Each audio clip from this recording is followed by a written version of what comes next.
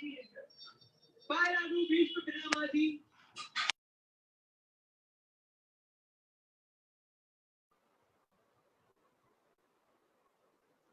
doctors. Welcome you all in our today's session. I will be starting my session soon.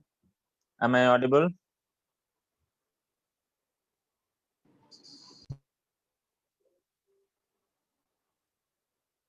Can everyone hear me?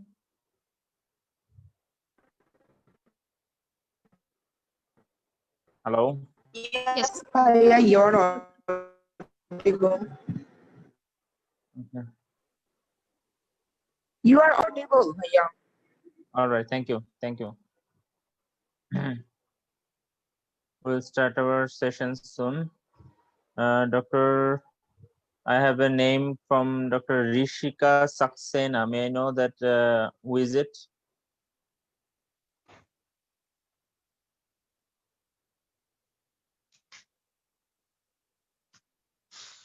Is it Dr. Minal?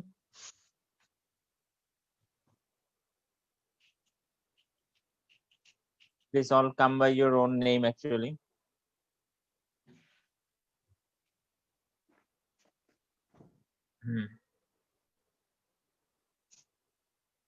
Okay, so we will be starting our session soon. Actually, we have two vital sessions today. The first one is, the session 2 format session. That is one of the most vital part of our today's class. And after that, we will have the mock session on session 2 and 3 or 4 different session 2 cases. And those are recently tested in the exam. So it is very important that you give your full concentration in the class. It will be a long one. And I have given you some tasks. So I expected that all of the candidate from the previous class should give me that feedback, but unfortunately I got only feedback from like 3 candidates, maybe not more than that. Okay, so it is quite unfortunate. Like yesterday I give some tasks, right? So Dr. Mitu, can you please tell me that why you haven't submit your papers to me?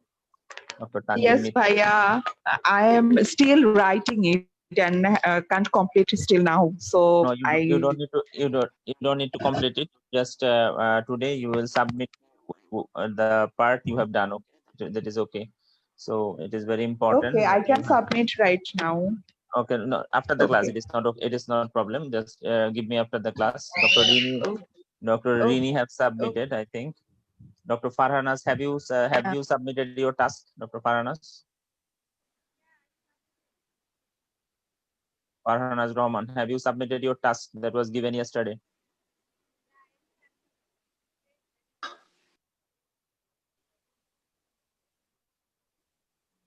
Dr. Shamsuna Hussain, have you completed your task that I given you yesterday? Dr. Shamsuna from Oman.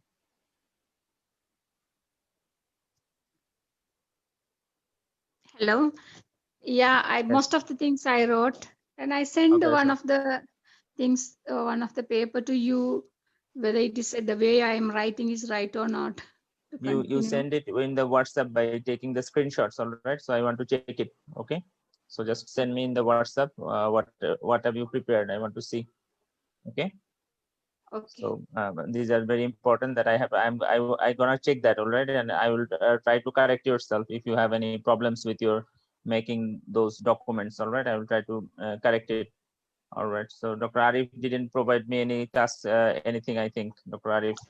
Yes, I'm extremely sorry. I was in duty today. I just came in an hour ago. Inshallah, I will provide you by the next class. All right. All right.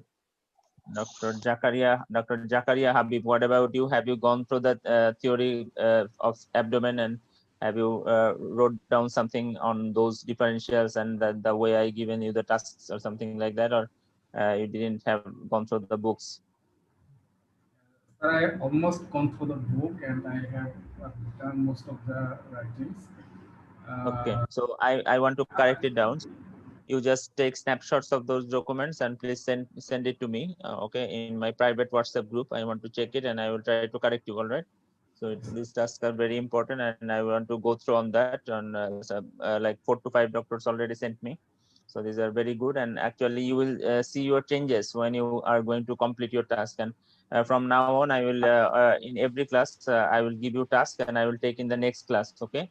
So those candidates who are not following me, I will take it very seriously that these candidates are not sincere. So I know I will have less expectation from them. All right. So Hello, I sir. want feedbacks. I want. Sir, do you hear me now? Yes, I can hear you, Dr. Farnas. Please try to. I sent you Yes, the yes, I task. have checked. Yes, I have checked. I have checked, and Okay. that's why I was trying to confirm that yes, you Okay. sent it. Okay, Hello. thanks, Thank thanks a you. lot. And please keep continuing the good work. Dr. Kirti, how are you, Dr. Kirti? Hello, doctor. How are you? Yes, I'm fine. And what about you, Dr. Kirti? Doctor, I don't know what was the task. It is yesterday was any class because it was not there also. On what? Oh, Doctor, I didn't provide it in the Facebook. Actually, I provided the Zoom record. Have you? You didn't gone through that Zoom record? I think I have provided a Zoom record of the previous class in the my WhatsApp group, and you can check it there. All right. I took a class on abdomen. Okay, I took a class Yeah, on that's I station. attended in the last. I was on duty. Maybe possible you Okay. told it All in the right. So beginning. you. Okay, so go through the video. I took the station one abdomen, and after the Sure. class I given some tasks. All right, tasks Sure. so that our candidates have a very good idea on what we actually looking for. Okay, so please go Sure. through that. All right, Yeah, and I will you do. will be okay. Fine, Dr. Kirti. All right. Okay, now I think that I am going to start the session. Okay, so just a minute. I have to share the link with some of the candidates.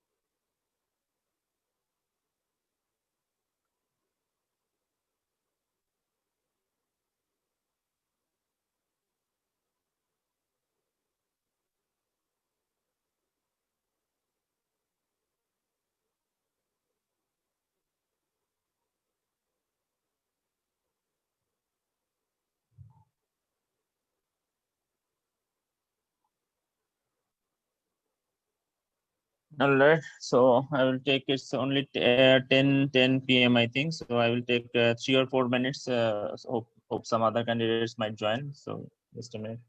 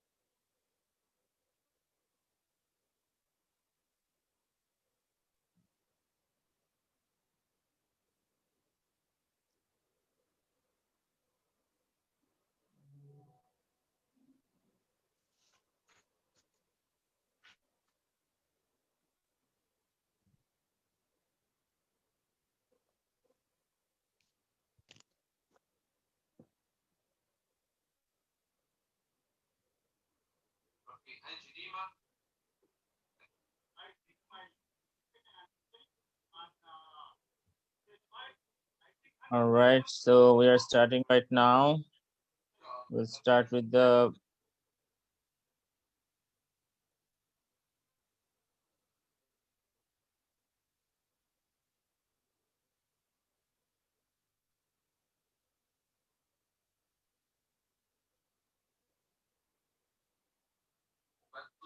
all right, so hope everyone is seeing my documents, isn't it? Is it visible, all doctors? Yes, visible. Yes. Okay, okay, okay.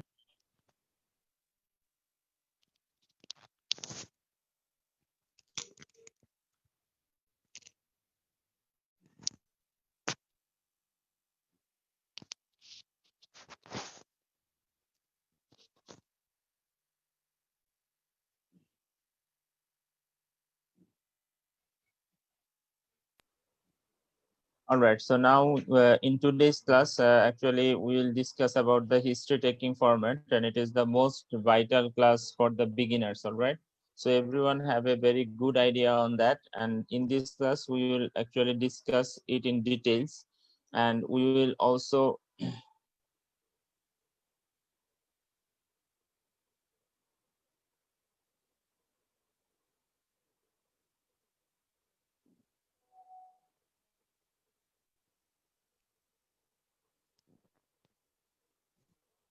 just a minute.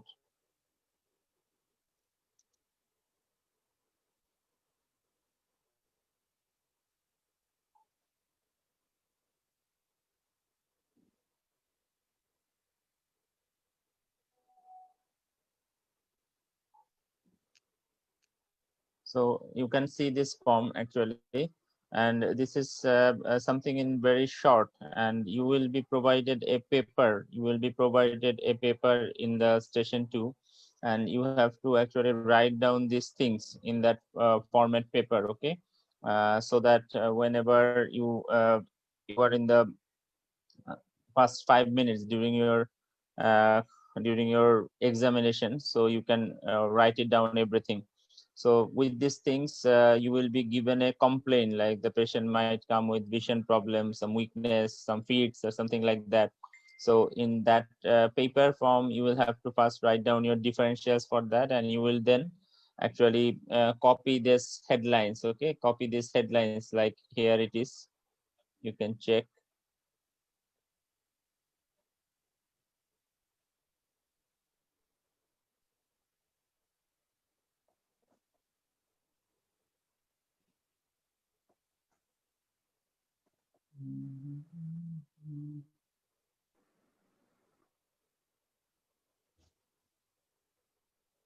Okay, so you can see here that this name, age, and presenting symptoms. These three things are very important because the patient's gender and age is very important, because during while you will make your differential list, this age is very important. Like in case of old age patient, malignancy will be your top priority, or any end stage organ failure should be your priority. But if you consider some connective tissue disorder or some vasculitis or something like that, so you expect that in some younger age, okay? So this age is very important, you cannot ignore that. And also some conditions are more prone to in female patients, and some more something are more in case of male patients. So the age and sex is very important. And then comes to the presenting symptoms. All right, the symptoms they will give, it will actually from any of the major symptoms mostly. So you will have to put your differential very wisely, very logically, sequentially, very maturedly. That is very important, that you have a very important insight on your differential list. So what should be your important thinking?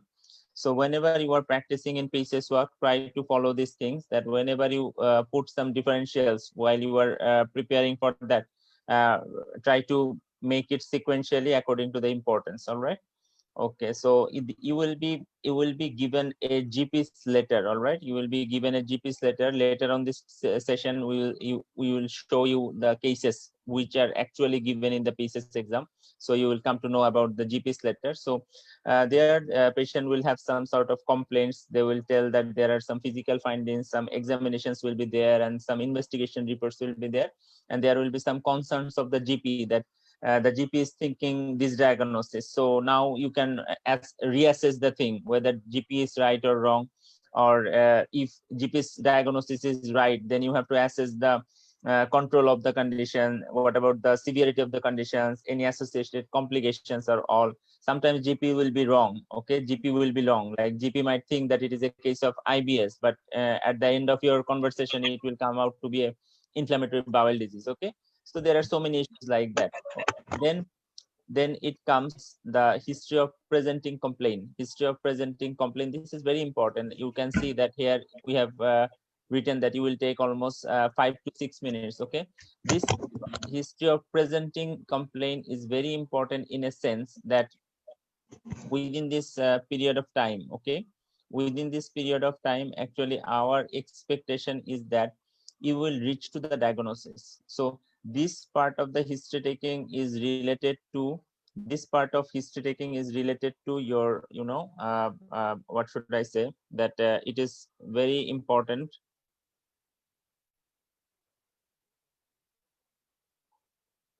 because here you have to actually reach to the diagnosis. So this is very important. And you will start with the actually symptom analysis. Okay, you will come with the symptom analysis. So that is very important, and you have to, I am coming to that point.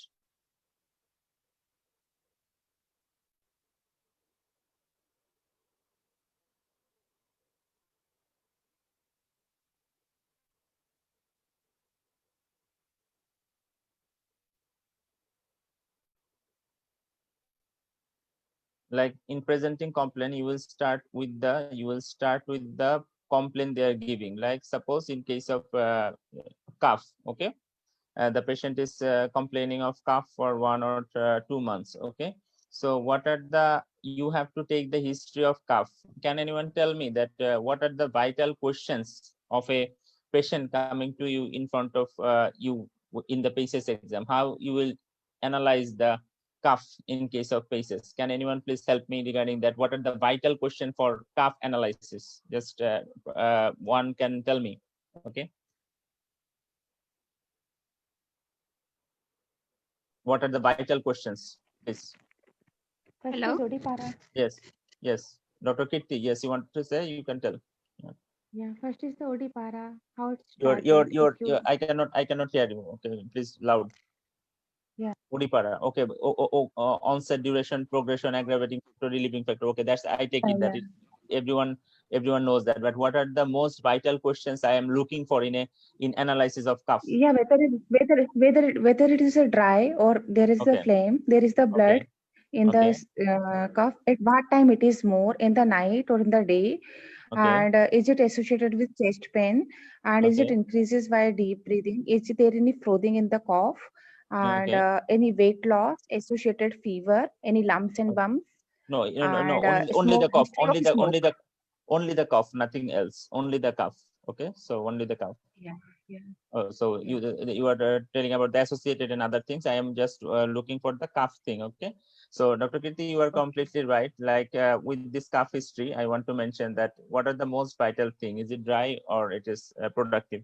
Whenever it is dry, we'll think about something like it can be asthma, it can be COPD.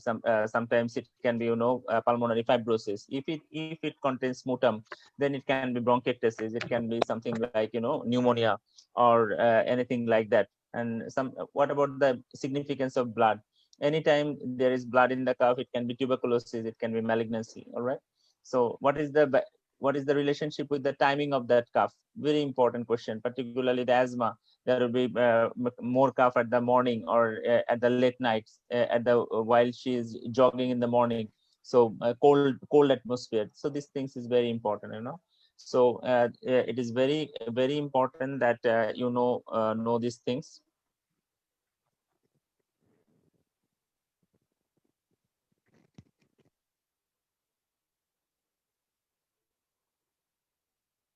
Just a minute. I'm actually having difficulties with some new candidate. She is not able to join the.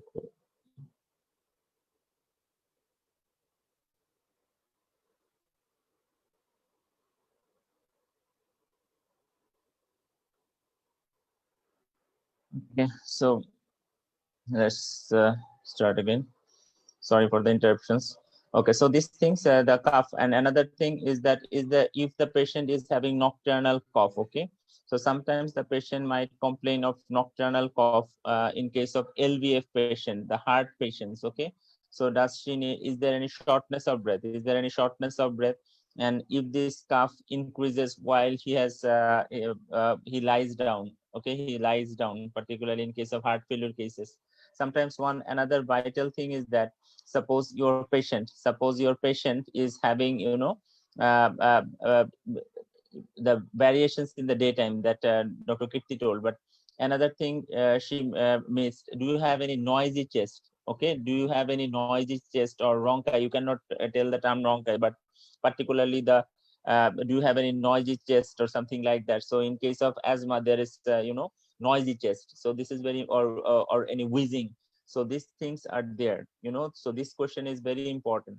And regarding this cough problem, particularly, is this the first episode the patient is having that, or whether he had repeated sort of this sort of cough attacks, like even in the childhood, does she had some repeated childhood infections, anything like that? That means it can be cystic fibrosis. The patient might have some immunodeficiency syndromes. That's why he is having repeated coughs, because these cases are coming in case of paces. So these are the history taking related to cough. This is one thing, number one. Number two, now you have to reach to your diagnosis. So along with the cough, what are the other respiratory complaints? Okay, so it can be hemoptysis, it can be shortness of breath. Okay, so it can be shortness of breath, it can be hemoptysis, it can be chest pain, it can be chest pain. Okay, so these are the respiratory complaints, and along with the respiratory complaints, the side by side, the cardiovascular complaints come side by side. So it can be, the along with that, you can ask about the racing pacing of the heartbeat. Okay, so already the chest pain, the shortness of breath, and cough, all these symptoms are also the symptoms of the cardiovascular system. And along with that, you will also assess the, the racing pacing of the heart and these sort of things. So while after your analysis of the symptom, when you will come to know that, okay, the cough is something like productive cough, the patient has got phlegm. Okay, patient has got phlegm, patient is having yellowish sputum. All right, and not only that, the patient had this sort of, while you ask the patient that is it the first time episode you are having that, he might tell you that is no, I had this sort of attacks of bouts of cough for a long time, and even it started from young uh, childhood. Okay, so there might be having some sort of immunodeficiency syndrome like hypogammaglobulinemia or IgA deficiencies, or some sort of cystic fibrosis. So it can be a case. So the cough the patient is having, actually the cough of the bronchiectasis. Okay, bronchiectasis, and it is productive with sputum. So this is a clue. And if so, it is like that. So after that, it is very prominent that your case is going towards that way. So then you will check that, okay, if this is the thing, so is this patient is having some other complaints related to cystic fibrosis, like might have some diabetes, might have some malabsorption, some growth problem. Okay, some osteomalacias. So any other, any tummy pain, any oily stool, features of malabsorption, malnutrition. Okay, so then you will reach to the diagnosis of the cystic fibrosis. And if your patient tells that this cough is particularly dry, he is having some noisy breathing. Okay, she is having some shortness of breath at the early morning. Okay, and any family history of any asthma, and the patient have some occupation that relates to asthma. So you are now going to the towards the diagnosis of the asthma. Then you will have to go inside the questions of the asthma and its control and its aggravating factors. So your history will go in that way. So here in this history of the presenting complaint, it is very important, while you assess the complaints, then you have to be very focused. It is not like that I am just they have just told me that the patient has cough, so you just take the history robotically. without any aim. PCS exam is exam of aim. Okay, so you have to actually try to realize, the actual scenario. You have to dive deep into the sea. Okay, so that which way it is going. In different cases it will actually present differently. So if it is in your mind that if this cuff is like this, so my case will go this way. If this is the cough of the asthma, it will go this way. If it is the cough of the bronchiectasis, so it will go this way. If the patient is having the hemoptysis, so it will go towards the tuberculosis, it will go to the vasculitis, it will go to the malignancy. So you have to have an idea, you have to have an aim that this way my case is going, and you have to correlate. So this part is very important. This history of presenting complaint, it will actually guide your diagnosis and differential. So here you need some maturities. This is very important. All right. Then here we have written that some after taking the presenting complaint, you will actually you have to take the total history of that particular complaint, and then you will go for that system analysis. They have I am coming to our own format. It is taken from a book. They have written that in presenting complaint, ask about the respiratory, cardiovascular, and abdominal complaint. Don't take it into account. Just I am coming to our format that is coming later on. But you have to, if your task is to just analyze the cough and some other respiratory and cardiovascular symptom analysis, and try to reach to the diagnosis and differential diagnosis within 5 or 6 minutes. It is your task. Okay, and you don't need to do other system analysis here. Okay, it is not needed if your diagnosis is okay. If your diagnosis is okay, you have already got the diagnosis within 5 to 6 minutes, then your task is to actually establish that diagnosis and come to the risk factor, complications, and associations of that diagnosis. That is more important, apart from detailed systemic query. That is all other system analysis, it can come later on. Okay, and past medical history, always keep it in your mind. I want to mention you that if it is that particularly some vital questions are there, like the patient's any drug history, any medication history, any medication allergies, any hospital admissions, any surgery, any blood transfusions, any conditions running in the family. All right, any clot problem, any blood disorders. Okay, so these things are very important, and sometimes it will actually depend on the case they have given to you. Okay, like if your patient is having shortness of breath and cough and it looks like asthma, so you will try to assess that whether any past asthma attacks, okay, any this sort of attacks in the previously. If your patient is having the some complications of the diabetes and the case is going towards the diagnosis like diabetes, so when the diabetes was established and what sort of diabetes it is it is the type 1 diabetes, it is the type 2 diabetes, what it is, and any complications of that. So the past medical history is very important. We are coming in details about these things, and this is the medication history. All the things you have to assess: allergies, compliance, side effects of any drugs, any particular drugs like steroids, beta blocker, herbals. These things are very important. And in social history, it is a very detailed one. What happens, we tell that this is part A of your history taking, and this part is the part B of history taking. Okay, part A and part B. Here you have to actually come to the diagnosis and deal the case clinically. Okay, this part you have to deal the patient clinically, that what is the clinical diagnosis, what is the differentials, what is the medication histories, what is the past medical history. So this part is dealing with the medical thing, clinical thing.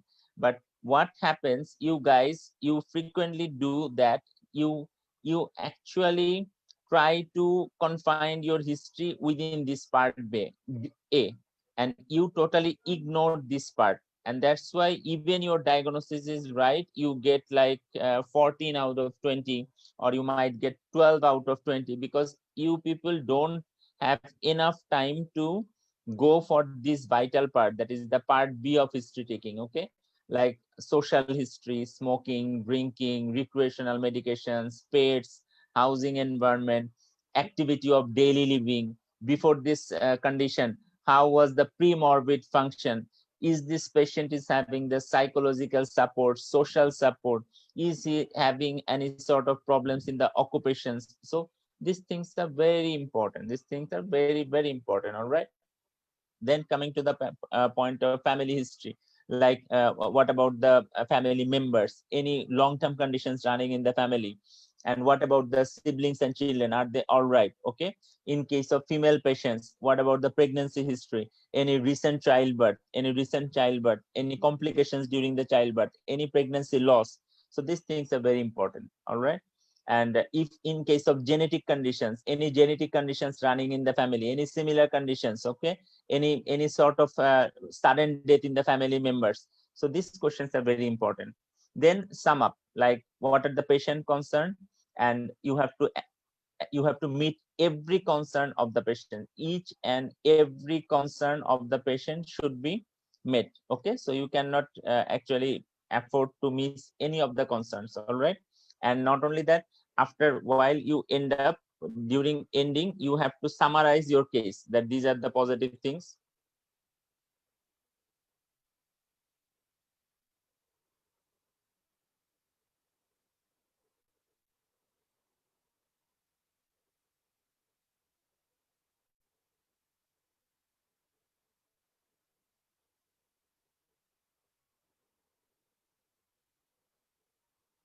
Okay, so these are the things you have to do. And during the plan, like when you have summarized the case, and also you have to tell about the what is your plan, then how you will actually manage this case. And it is very important, like you have talked with that patient for last almost 14 minutes, and you end up without any policy. This is very bad. This is very bad, because every patient in your outpatient department, they have some expectation from you, like they will have some concerns, they want to know about the investigation plan. They always want that you tell that whether you will manage that case in the hospital, indoor or outdoor, or they will be in OPDs. So they really want to know that how you want to manage that case. All right. Here one point is written that any cessation, like the patient is having some gangrene in the hands, all right, and the patient is taking beta blockers. Okay, so beta blockers, like a systemic sclerosis patient. So in that case, you have to tell that he needs to might need to change his blood pressure medications, and that's why you need to consult with the heart doctor for that. Okay. And after the consultation, what will be the further plan, what will be the future plan, what will be the follow-up plan? That is very important, like when you want to follow up this case, or you want to admit the case. And sometimes you have to also tell that if it is not staying with you, this case, so you might need to talk with the multidisciplinary team. And if you involve the multidisciplinary team, so who are the component of that multidisciplinary team? You have to tell these things within, actually 30 seconds is not enough for that. You might take even 1 minute to deal with that. So concern meeting, like, and a concern meeting and this thing, actually they have given you 1 minute. 1 minute is not enough, I think. Actually you have to take almost 2 minutes for that, for sum up and meeting the concern 1 minute, and plan of action 1 minute. So it will take actually 2 minutes or 2.5 minutes, I think. So these things are very important. And I'm coming to the shorter form of history taking. So here we are coming our own pattern. Okay, own pattern, that how we PCS work candidate will do. Okay, how our PCS work candidate will do. These are very important. Okay. All right. So now, like part A, this is the part A of history taking. Okay, part A of history taking, and this is the part B of the history taking. Okay. So now SSD. Okay, SSD, the nowadays a popular form of hard disk is SSD. Okay, SSD means a very fast hard disk. So everyone knows that SSD. Just keep it like that. And in the examination paper, particularly the white paper that will be provided to you in front of the examination hall, write this mnemonic, that SSD PSCP. Okay, so SSD, these are the symptom analysis, systemic questions, differential question. So SSD, and then the other term is the PSC. PSC, all know that primary sclerosing cholangitis or whatever it is. So PSC, and another thing is the P. So part A, you have to focus on this mnemonic. Okay.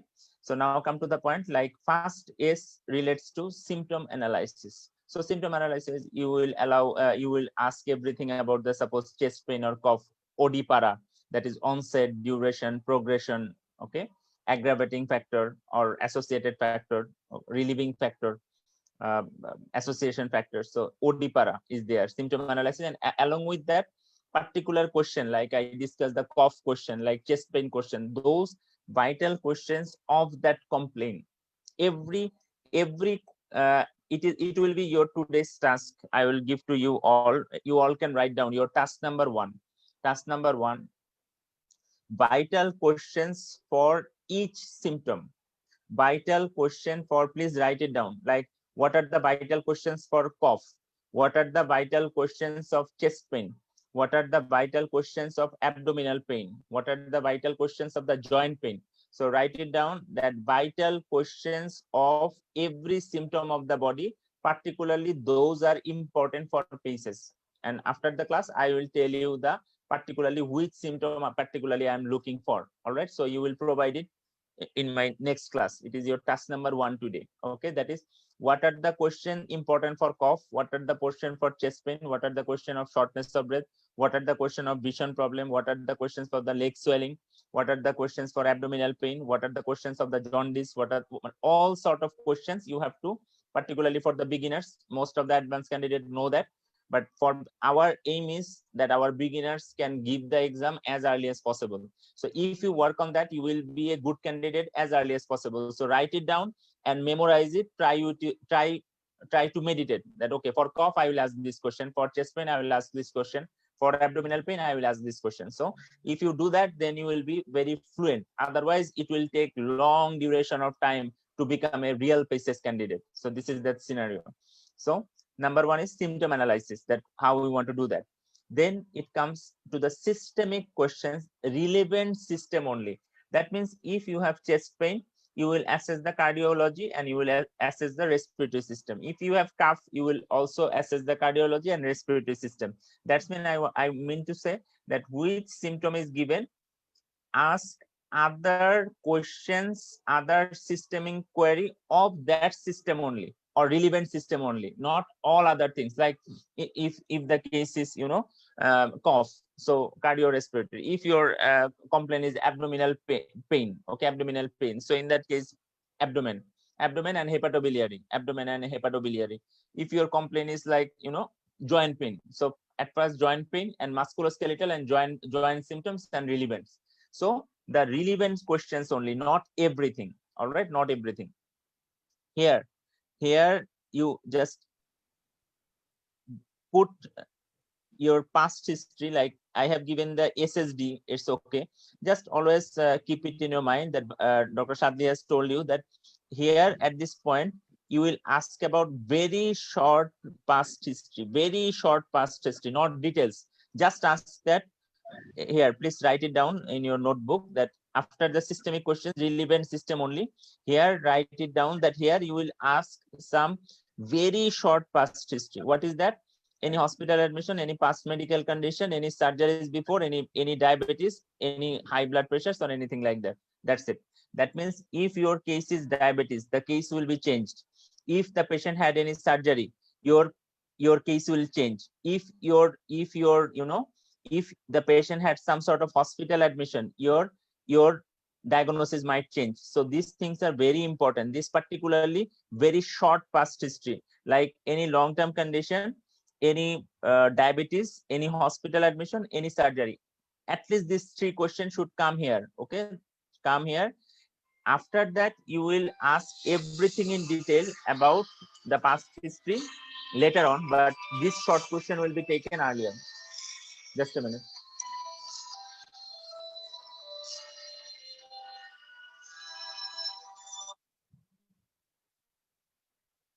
Hello yes হ্যাঁ বলেন ভাই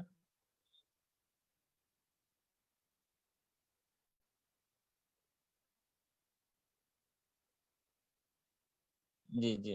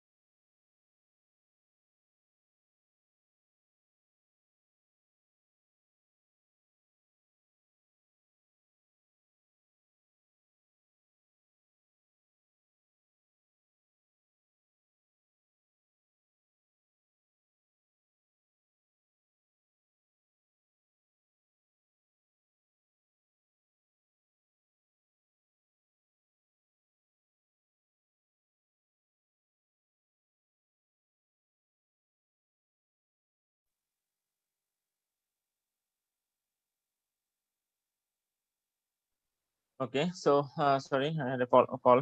So these things are very important. Then after you will ask about the differential questions. Okay, that is the D. That is differential questions like what your differential might be asthma, your differential might be heart failure, your differential might be any extrinsic allergic alveolitis. So you will ask for, after this symptom analysis, systemic questions and the relevant questions, you will go for differential analysis. And hopefully within these three parts, like symptom analysis, systemic questions, and other important relevant questions and differential questions, you should get diagnosis with 5 to 6 minutes. Okay, and during these differential questions, you have the freedom to ask any questions you have asked. I am repeating again, while you ask for differential thing, you have the freedom to ask any question. Like in case of shortness of breath, you are suspecting the patient having asthma, okay, and you think that it might be related to your occupation. Okay, so occupation comes here in the part B, right? Part B, like in the social history, here it comes. Okay, so it comes later. But if you think that your diagnosis is occupational asthma and your occupation might be related to the diagnosis, so here you can ask about, may I know that what is your job? So if the patient told that I am farmer, I have a poultry farm, I work in a painting industry, I work in a car industry, I paint the cars. So if this question comes here, so your diagnosis of asthma will be even more stronger. So it doesn't mean that always you have to ask about the social history at the part B, like occupational history. If in case of your need, you can ask, you can actually break the sequence. You can actually break the sequence according to your need, like in case of here. All right, here.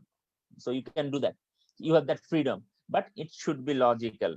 You can, if it is bizarre, if it looks that you don't have any aim, if you don't have any sort of focus or goal, so it is undirected to anything, so in that case it is fruitless. But if the examiners feel that yes, at this point he is asking this question because he has something in his mind to reach to the diagnosis as early as possible, so you have that freedom to ask anything here, but it should be relevant. I hope you all understand that. And after that, hopefully within these three steps, your diagnosis is confirmed. Already your diagnosis is confirmed, I think that. Then with the past history, okay, within the past history, you will take all the important past history. Previously you actually did very short survey, but here now you will do the detailed survey, like that is all about the past medications, past hospital stay, blood transfusions, anything, any GP advices, anything. You will ask everything about the past things, okay, like any medication charts and all. You can ask all the things.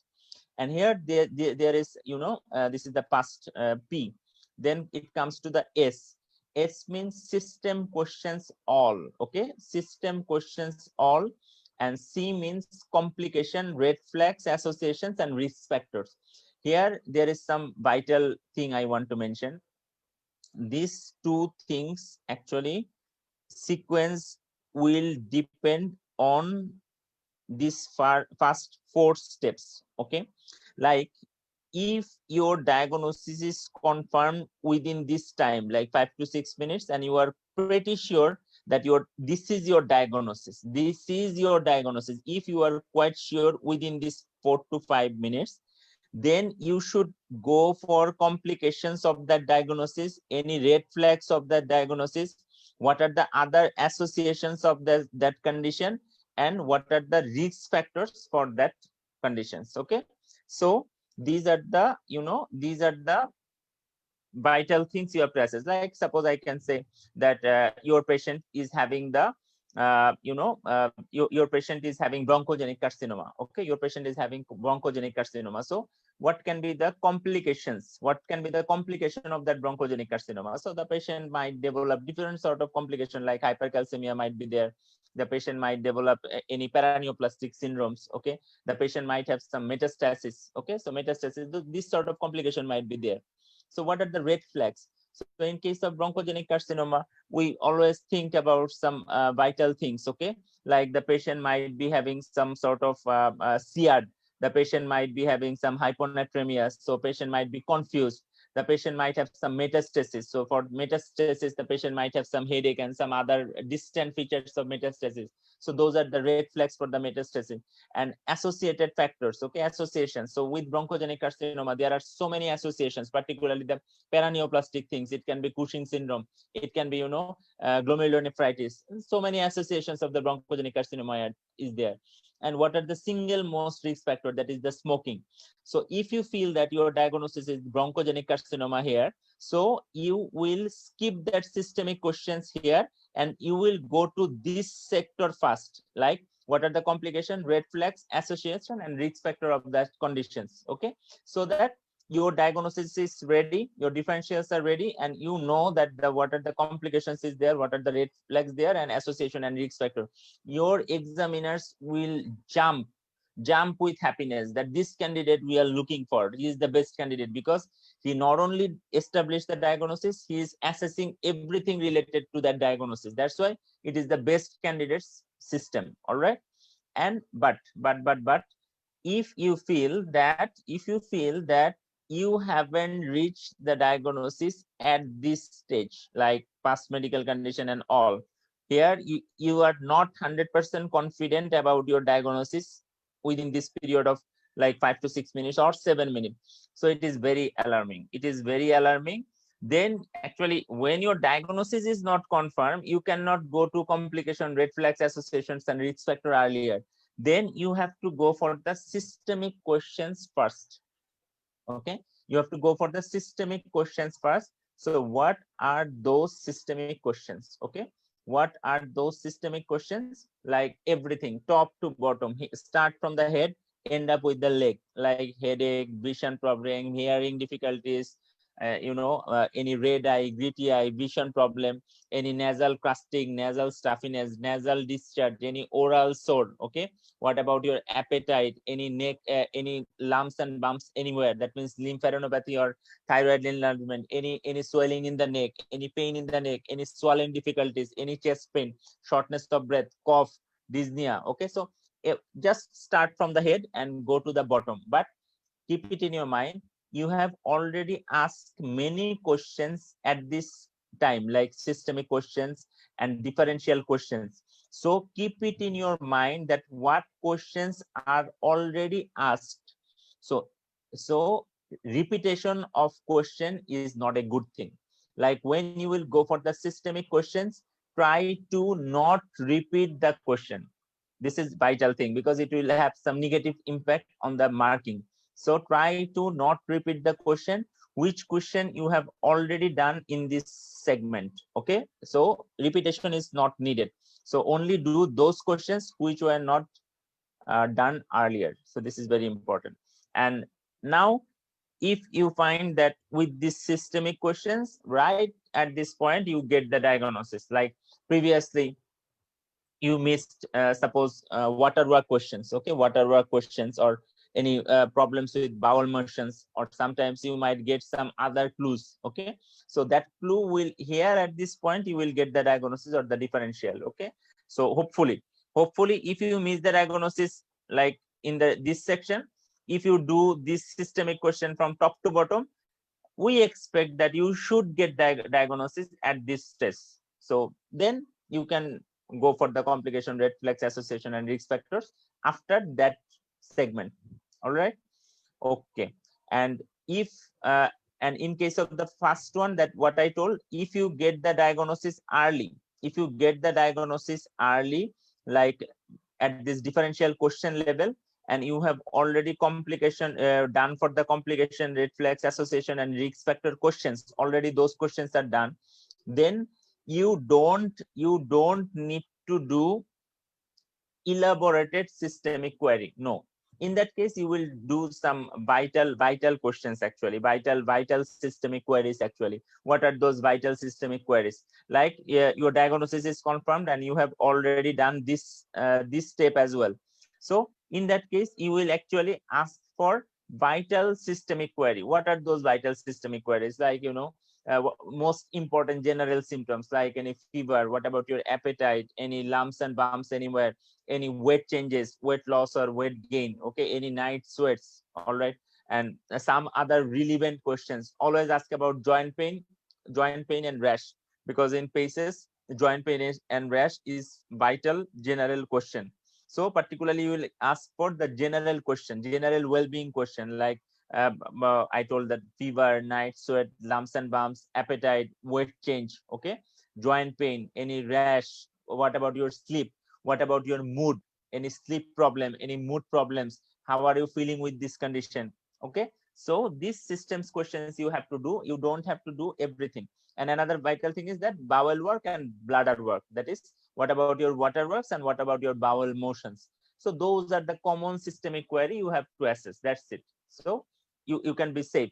But if you think that your diagnosis is not okay at this four segments or 4 stems, then you have to go for detailed systemic query. In fact, each and everything, like even itching, pins and needles, jaundice, anything you have to assess. All right, this is the thing. Okay, and actually the past history and treatment history, including drug history, so you can ask it with the past history and you can go later on. So this is about the part A. And this part A, okay, the standard timing, you will be actually shocked with this. Actually, we believe that with this part A, your time should be like, 10 minutes, not more than 10 minutes. Okay, so you have to complete this part within 10 minutes. But what happens, most of the candidate, you people do it like, you do it around, you take 12 minutes here, you take 12 minutes here, and you keep only like 2 minutes for the part B.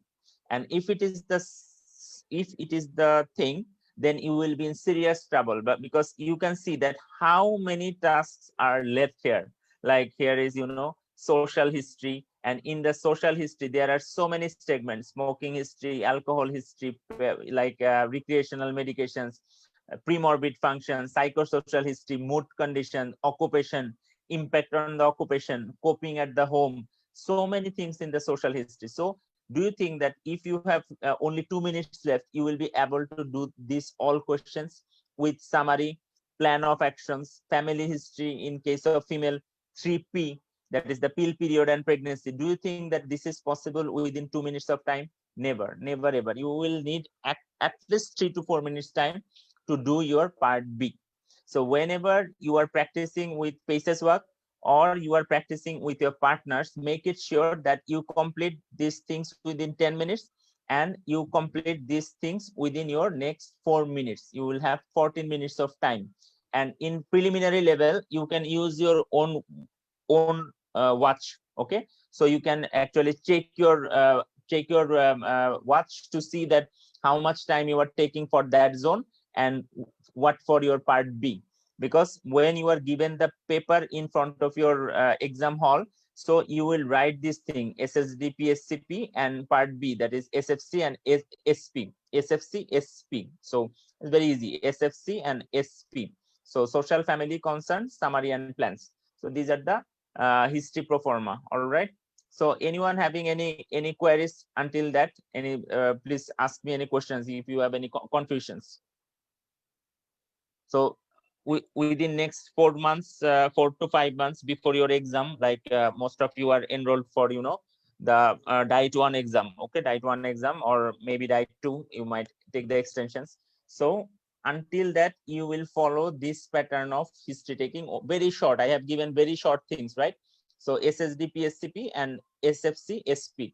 So just write down whenever you are given the paper, like 1 is symptom analysis, number 2 is systemic query, number 3 differential diagnosis, past history, system questions, complications, past history in details. So you have to write it down, and then these things, and you have to maintain your time 10 minutes and 4 minutes, or if it is even better than if you can complete it within 9 minutes. So this is very important. All right, so any questions from anyone? Dr. Shamira, our brand new candidate, can you listen to, can you hear me, Dr. Shamira? Can you hear me?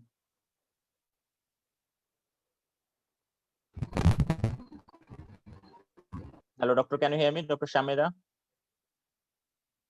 I cannot hear you. Please respond. Yes.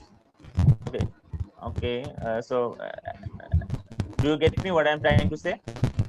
Any problems in understanding? No problem. Okay. Thank you. All right. Okay. So, okay. Dr. Mitu, have you got me that what I have told? Yes, Bhaiya, I can understand, but I have a question. So During first, why are you not asking? I am inviting the questions. Why are you muting? I don't know. I'm asking the yes, questions. Bhaiya, I was just thinking. At the first time when we are taking some short history for past history, just like you said that. Exactly. If at that time the patient said that he had diabetes or high blood pressure, shouldn't we take the full history of diabetes? No. That's the thing, doctor. Yes, excellent question. I forgot to mention. If he tells about the any diagnosis at this point, at this short, here he says about some past medical condition, just note it down at the side of your paper that the patient has got diabetes, has hypertension, any CABG or something like that. Then just tell, okay, I'm coming to this discussion later on my history taking. Is that all right? That means you can just skip this at this stage. You will not take detailed history, because in that case you will be missing your diagnosis and differential. You will not take any details history. You will come to that part here. You will tell, okay, Mrs. Annie, that I can see that you have diabetes. Ma'am, can you tell me in details that what about its control? Are you in follow-up with your diabetic clinic? Any complications related to diabetes? So what are the medications you are taking for that? What is your 3 months control? So the elaborated diabetes history will be in this stage, not here, because if you take the elaborated history in that stage, that will actually have some impact on your differential diagnosis and all. But there is a question. If you think that your case is diabetes, then you can ask about the diabetes questions that will be counted as the differential questions. That will be not counted as the past history. That will be counted as the differential questions. Do you get me? Yes. The thing is that when you think that the case is like diabetic autonomic neuropathy, or the case, if you think that the case is type 1 diabetes and adrenal insufficiencies, if you think that the case is something like, uncontrolled diabetes mellitus, so your case is going towards that way. That means the differential questions will be related to diabetes. In that case, it is not the past medical history that you are dealing with. That is the differential questions you are dealing with. Do you get me? Yes. Okay. At that time, the diabetes is the main yes. If you think that the so, case is the diabetes case, sometimes diabetes will be just a incidental finding. Sometimes your case will be the diabetes. So two things might happen: that your case is diabetes, it is a one scenario, and another scenario, diabetes is given as a coincidental finding, as that I have also diabetes. Two things is different. Like if your case is like angina, or if you think that your patient is having anginal chest pain, and diabetes is a risk factor only, so you don't need to go for the elaborated diabetic history at that stage. You think that your patient is having the complaint of chest pain. So Dr. Mitu, can you please tell me that how the diabetes will cause chest pain? Any of the associations like hypoglycemia, any malabsorption, or any collapse or fits. So chest pain, it is not directly related to diabetes. That means the chest pain case is not for the diabetes related complications or something like that. So diabetes is only the risk factor for that. Okay, so you just take the history of diabetes and later on elaborate it. Do you get me? Okay, thank you, Bhair. Okay. And any please don't keep the questions in your tummy. Please evaporate. Okay. Any other questions? Please, I want interactive things. So any questions from anyone? It is very important, because if you don't get the history format, sequence, and everything, then you will be in serious trouble. So this class will not be repeating very fast. So this is very important because most of the candidate, you have to know things very details. So it is very important, you know. Okay, if you don't have any questions, I will go later on. All right, so we are now coming to the time management and time management plan. Like first 1 minute, verify identity of the patient, check the data provided in the scenario, explain clearly your role in the interview. Some of the examples we have, like sometimes what happened, you just entered the room and you start to take history, and actually you miss that actually you are talking with the son of the patient. Okay, son of the patient or daughter of the patient, but unfortunately you think that the patient is in front of you. All right, so it is a gross mistake. It is a gross mistake. There will be very much, the examiners will cut brutally, your mark will be cut brutally. So the identification of the patient or patient's relative, it is very important. So don't never miss that. And the gender of the patient, sometimes Mr. and Mrs., and sometimes the daughter and son, sometimes the relative. So many examples within the exam stress cause this sort of things. Never do that. And check the data provided in the scenario. Sometimes vital investigation finding will be there. Some checks extra report might be there. Some his procedure done previously, like renal biopsy or something like that. So in the GP's letter, there might be some vital clinical data provided. Never ignore that and keep it in your write it down in the white paper given to you. Okay, and in the white paper here you can so I actually try to, suppose this is your white paper. Okay, just I can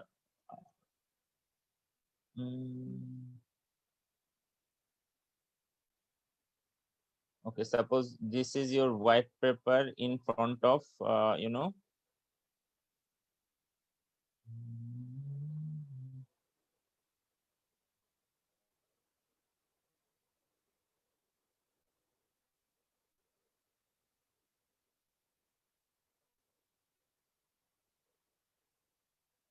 just a minute.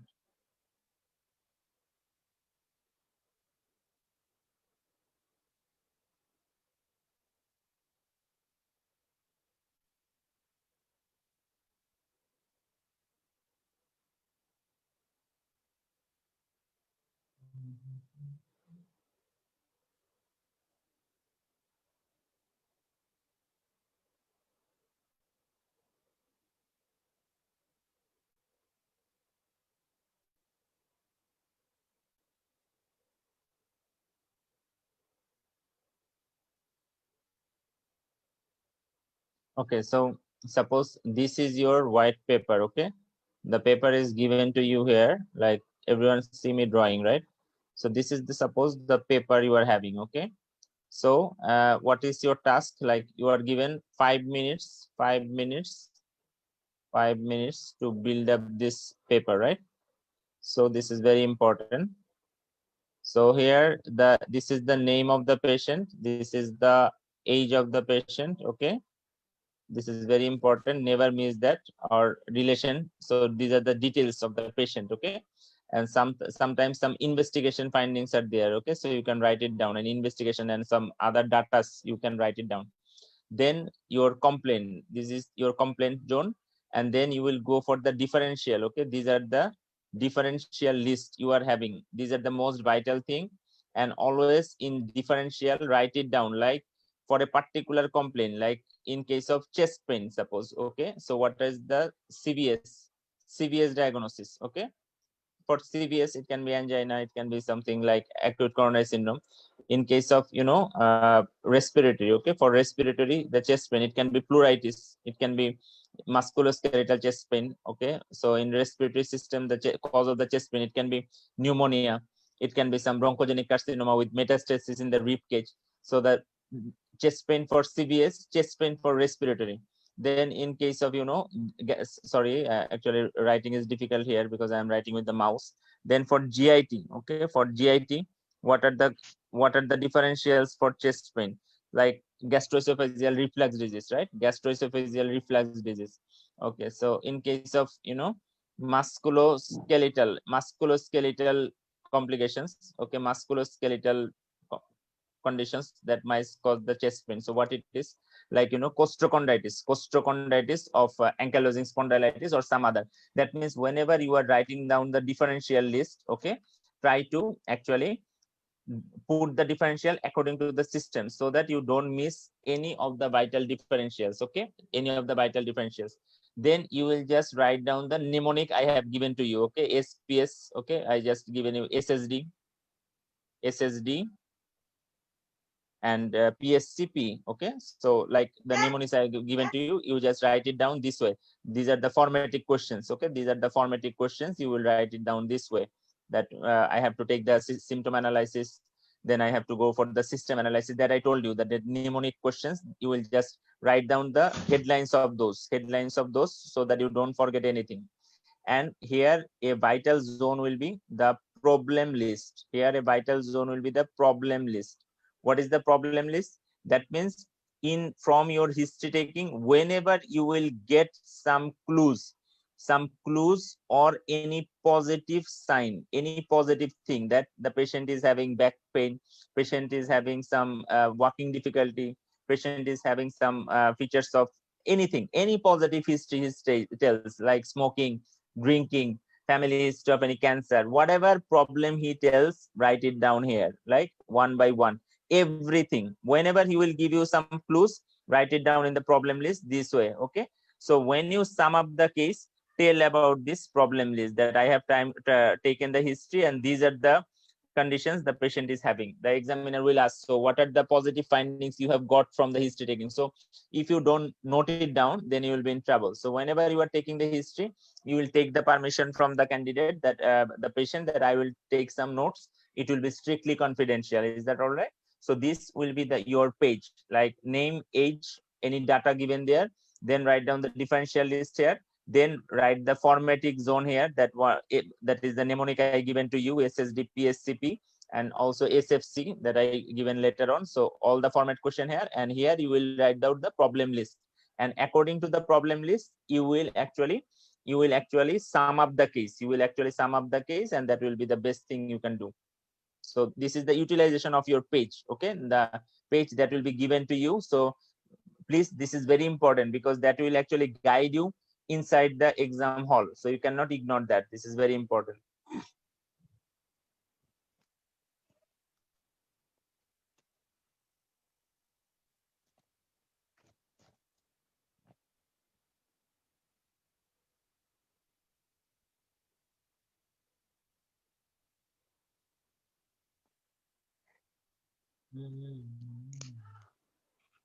Okay, so this is the thing. Now I'm coming.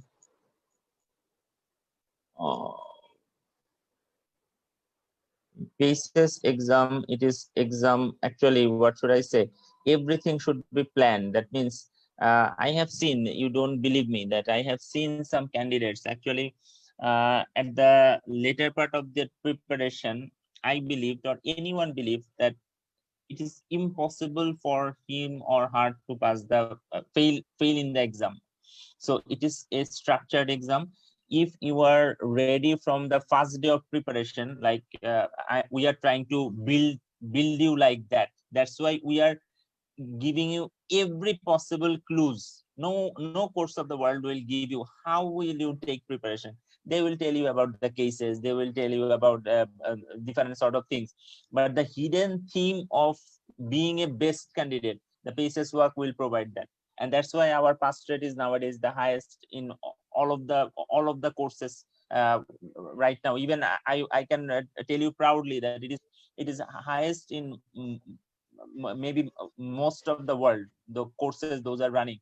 If you see the candidate ratio and the pass ratio, I will say that it is quite stunning, that my candidates rarely fail. Unfortunately, it is the most fortunate thing, because many courses will actually teach you about the cases and the thing, but how will you prepare yourself and what things will make the difference? Most of the course will not tell you that. That is the hidden that we are providing to our candidates. So please try to follow these instructions. This will be helpful. All right. So now that I have already told you about the first 1 minute, then 1 to 6 minutes. Already I told that elaborate history of the presenting complaints to reach a diagnosis or differential, short system review and general questions, risk factor, association, complication, and red flags. So this is the first 1 to 6 minutes. And 6 to 10 minutes, it is the past history, medication history, family history, personal and psychosocial history. Okay. And 10 to 12 minutes, it is the system review, that is the remaining, and addressing the concerns. Like if you have got the diagnosis here, then you will go for the system review very later on, like only the general questions like fever, weight loss, appetite, lumps and bumps, joint pain, rash, some systemic reviews at this stage, and address each and every concern. You will count the concern of the patient, and you will ask at least twice that any other concern. Can you please tell me your concern? Then you can ask, okay, answer once that, okay, he has told you two concerns, answer those two concerns particularly, specifically, not vague. And if you don't know the answer, tell your patient that I will talk with my consultant and let you know about this. This is fine, but don't answer something very vaguely, okay, that you don't know the answer and you just try to give a answer that is not specific. This is very bad. Try to address the concept specifically, like you do in your real life practice. This is actually have marks, because you know that concern is a very vital skills to pass. So you cannot actually miss to address the concern well. So this is very important.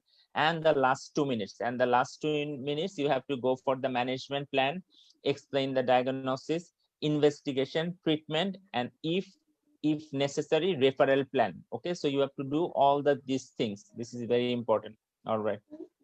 Now the thing is that a vital thing we are trying to say, that during our practice, see that the GP is going to send you different sort of letters. Okay, different sort of letters. So it is very important to actually read the GP's letter carefully. It has some importance, like we want to mention it here. That is, you have to check for the identify of the referring doctor. Okay, sometimes if the case is like they are giving a gastroesophageal reflux disease, so with a chest pain condition, they might tell you that you are the SHO in the gastro clinic, or suppose in a case of weight loss. Okay, so they might tell you that you are a SHO or ST3 level physician at the endocrine ward or endocrine clinic. That means they are not they are trying to give you clue that it can be a case of adrenal insufficiency, it can be a case of thyrotoxicosis. So this sort of clue might be given by your own identity, that you are a doctor in the infective ward, you are a doctor in the in the respiratory ward, you are a doctor in the endocrine clinic. So it might be something helpful. It will be a clue that this patient might be from this system. So please carefully that what is your role. Okay, and your role as the SHO in the general or specialized OPD, I told you about that. And problems, investigations, and drugs, this thing is very important. Never forget to mention. Sometimes what happens in the GP's history, there might be some drug history, like the patient is taking methotrexate, the patient is taking nitrofurantoin, the patient is on anti-TB. Okay, the patient is on some sort of biologics, the patient have taken a dose of the chemotherapy. That means this drug history is very related to your diagnosis. Suppose a patient of shortness of breath, past history of any sort of malignancy, got some sort of chemotherapy, like doxorubicin or doxorubicin, bleomycin, or this sort of medication. So you know that the doxorubicin, it causes some cardiomyopathy. Some bleomycin, it might cause pulmonary fibrosis. Like nitrofurantoin used in UTI or something like that, it can cause seizure. So tramadol, it can cause seizure.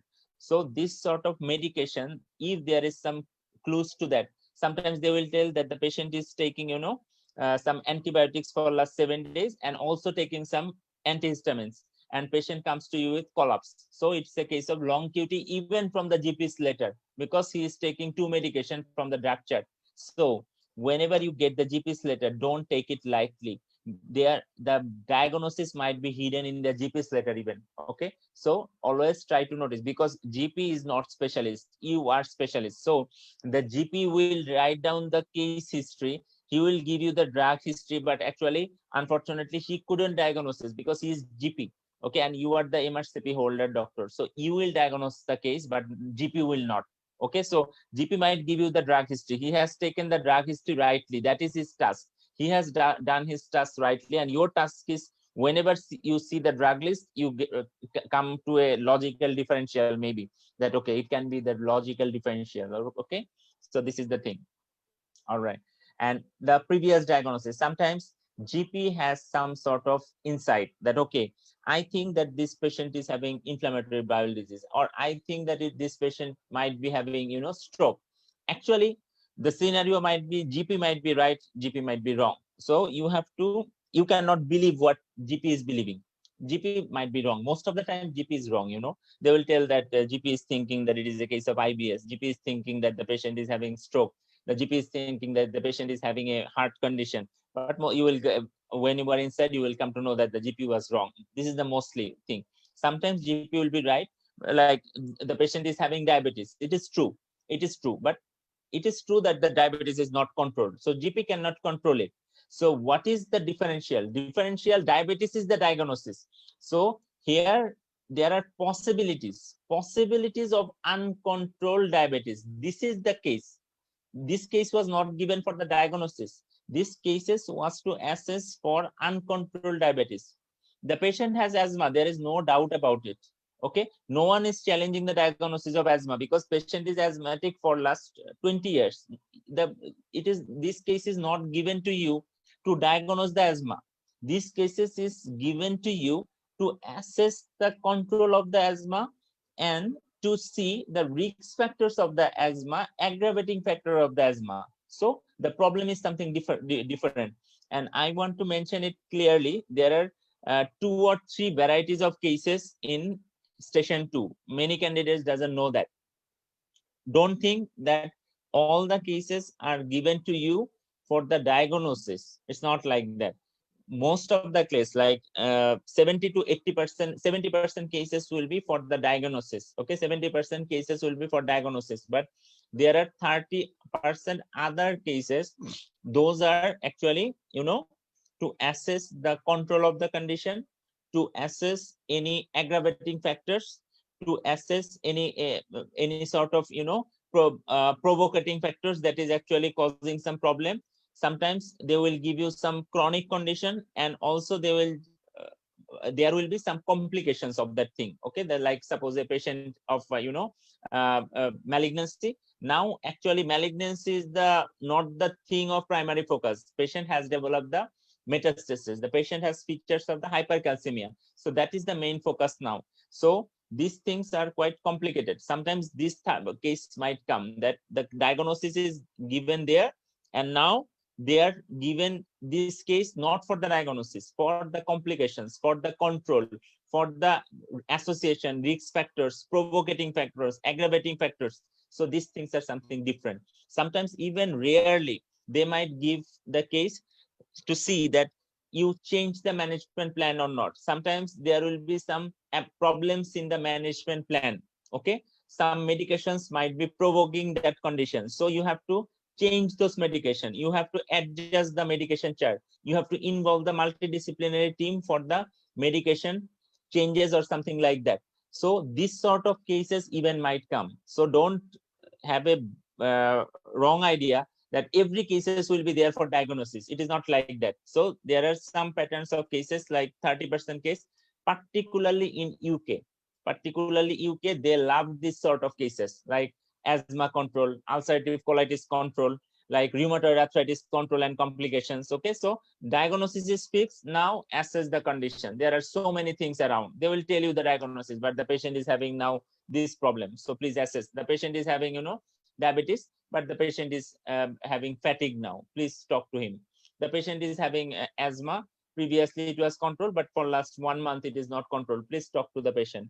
The patient had got rheumatoid arthritis. Patient is on this medication. Now this patient has developed some problems with some water work. He has some frothiness, and his creatinine level is this. So please talk to the patient. That means the diagnosis, there is no problem with rheumatoid arthritis, but why there is renal problem, or why there is fatigueness, why there is less hemoglobin, why there is anemia, talk to the patient. Okay, so there are two patterns of cases. One is for diagnosis and one is for this sort of things, and you have to be so much mature to deal second type of cases, because diagnosis cases are very okay, but for this 30% of cases you need maturity. Whenever a case of rheumatoid arthritis will be given, you have to assess total rheumatoid arthritis. Suppose you are given a case of known case of HIV, okay, known case of HIV, so you will have to start with every sort of opportunistic infection, what are the medication he is taking, and there are so many complications of the antiretroviral medications. So you will whether your patient's medications are okay or not, whether this patient is having any opportunistic infections or not, and what is the status of HIV right at this point. Not only that, with this HIV, does this patient have some other comorbidities like hepatitis B, C, and what about the partner status? Does he follow the protocols for HIV, like contact with the sexual partners? What about the needle sharing? What about the social contacts and all? So you have to assess everything. So these are the things you have to do. So do you get me? Like Doctor, I can talk with Dr. Rini. Do you get me what I am trying to say? Yes, sir. Okay, so there are two sorts of cases. Okay, so one is for diagnosis and one is for total assessment of the case. So you have to do like this. Okay, so this is the thing. All right. So this is about the GP referral. Now, important things you need to remember in history taking. Okay, important things you need to assess in history taking. Okay, so number one is that introduce yourself to the patient. This is one thing. Number two is the purpose of interview and setting the goal. Okay, so these things you need to be very smart. Like there is a proverb that morning shows the day, right? Morning shows the day. This is a very common proverb. So why I have written this, you can think that I am spoiling your time. Okay, yes, you can think that, but always keep it in your mind that the morning shows the day. So these things, that is, introduce yourself clearly, boldly, with the eye contact, with empathy, with sympathy, with a smart vibe, has a lot of meaning. When you will start like a real Englishman or women or doctor, they will come to know that yes, this doctor is something very smart. With your voice, with your tone, with your eye contact, with your body posture, these things are very important. Whenever you will show that, your patient will be impressed and your examiners are well. Always keep it in your mind. They are the royal people, they are the royal people. The examiners, they have their attitude. Okay, they are the blue-blooded people. So you are going to achieve that degree. You have to show that confidence inside you. The Royal College people, they are really blue-blooded. Always keep it in your mind. And I have seen, don't take me otherwise, even if your preparation is sometimes even not optimum, I have seen smart candidates passed. Even their knowledge was not up to the mark. From my, as I am the mentor, I know. I have seen candidates passing and failing for last 3.5 years. And I have seen that many good clinician and very good at diagnosis, the people fail. Okay, but the people with very smart accent, very smart vibe, okay, and that they talks very well, and they can impress the examiners with their crossing patterns and just talking, and these people pass easily. But if I take the clinical exam, I can definitely tell that this candidate might be far lagging behind the failing candidate, because I know that failing candidate, he has seen thousands of cases and he will be better in the diagnosis, but in cases this is actually not needed. They want the smart candidate, they want the confident candidate to manage the NHS, okay, to manage the royal people, the British people, the blue-blooded people, okay. So you have to have that vibe and confidence inside yourself, otherwise you will be struggling in this exam. So this is very important. So try to practice it. You can see that these things are not important, or if I have the knowledge, if I okay, yes, I have also seen another thing, that knowledgeable candidate passed. Yes, I have also seen that, but they had to do lots of struggles. Like if you are a very, I think from my, if I were the examiner, I will definitely, if you tell me to select a smart doctor and a best clinician, always I will go for the best clinician. But unfortunately in PACES, the smart doctors are even parallel to the best clinicians, okay. So they are looking for the smart doctors. Obviously he has the baseline preparation for the clinical diagnosis, otherwise he will not pass. But the thing is that they definitely consider the smartness. That is very important, okay. So try to follow the skills, and you can see so many YouTube videos are there, and you can see that the body posture and how they talk, what are the dresses they are wearing, how they are giving their accents, and what are the language they are using when they are building up the rapport. So these things are very important. You don't ignore that. If you ignore that, you will be not a good candidate, definitely, okay. So introduce yourself to the patient very smartly, that I am Dr. Shadli. I am going to talk to you in next 14 minutes. I have come to know from your GP's letter that you have some sort of chest pain. So can you please elaborate it to me? All right. And during our conversation, I will take some notes and it will be strictly confidential. Is that all right? Okay. And during our conversation, if you feel any discomfort or if you want to interrupt me, you can do it whenever you want. Is that all right? So this is the thing. You can start with that. Okay. And good rapport with the eye contact. If the case is not that much serious, so you can have a small smile for that patient. So, and always ask about the encourage questions. Anytime during the conversation, if you have any questions or queries, you can uh, ask me whenever you want. Is that all right? So this sort of question, the examiners will be happy that the yes, candidate is not only focusing on his agenda or the diagnosis, but rather he is asking for the questions, and also he is using some cues, and he was using, always inviting the questions, and some vital lines are there. Always try to mention that. Are you with me, sir? Okay. Are you getting me what I am trying to say? Do you want me to continue? All right. So do you get me, sir? Do you want me to explain more? Should I explain more, sir? Or can you please do you understand what I'm trying to say, or do I need to repeat again? Okay. So if you want, I can draw a picture for you, or sorry, it is for station 4. So always try to invite question, and also in between your questioning, try to check understanding. Whenever you go in front, try to check understanding. Should I proceed? Do you get me?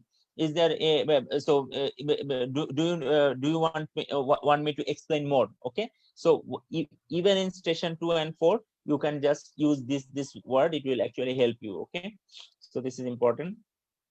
Develop a good rapport, encourage questions, try to avoid medical jargons. Medical jargons are very bad. Okay.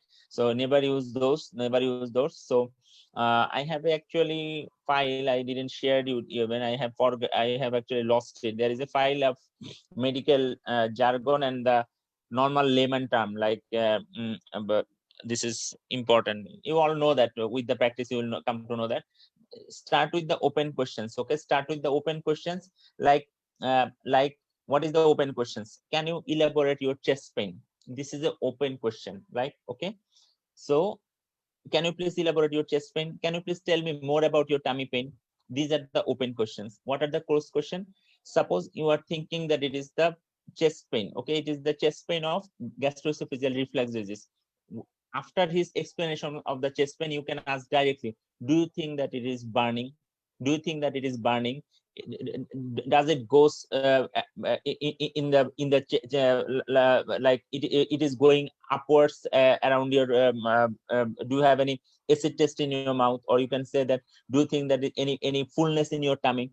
Do you feel that it is going towards your chest or something like that? So always, then you can ask for the focus question. Suppose you are thinking of the pericarditis, pleuritis. Okay. So this chest pain have some association of the breathing. So do you think that it changes with breathing? Is there any changes with posture, like It's more with lying or sitting forward. So these questions are actually closed question, that you are looking for pericarditis, you are looking for the pleuritis, you are looking for gastroesophageal reflux disease. So at first you will go for the open questions. So he might give you total clue when explaining that. It is very apparent that it is GERD. It is very apparent that it is something like, pleuritis or pericarditis, something like that. It can be, but sometimes it will not be like that. Then you can go for the closed question to detect your case. So this is the important thing. But some candidates, what they do, sometimes they might only go for the open question. This is bad. And some of the candidates only goes for the closed question. This is bad also. This is bad also. Okay. So be very careful for that. All right. So number one is try to avoid medical jargon. Start with the open questions. Balance between the open and closed question. This is very important. Balance between the open and closed question. You shouldn't be doing only open or only closed. No. Dig out all positive clues. This is very, very important. Dig out all positive clues.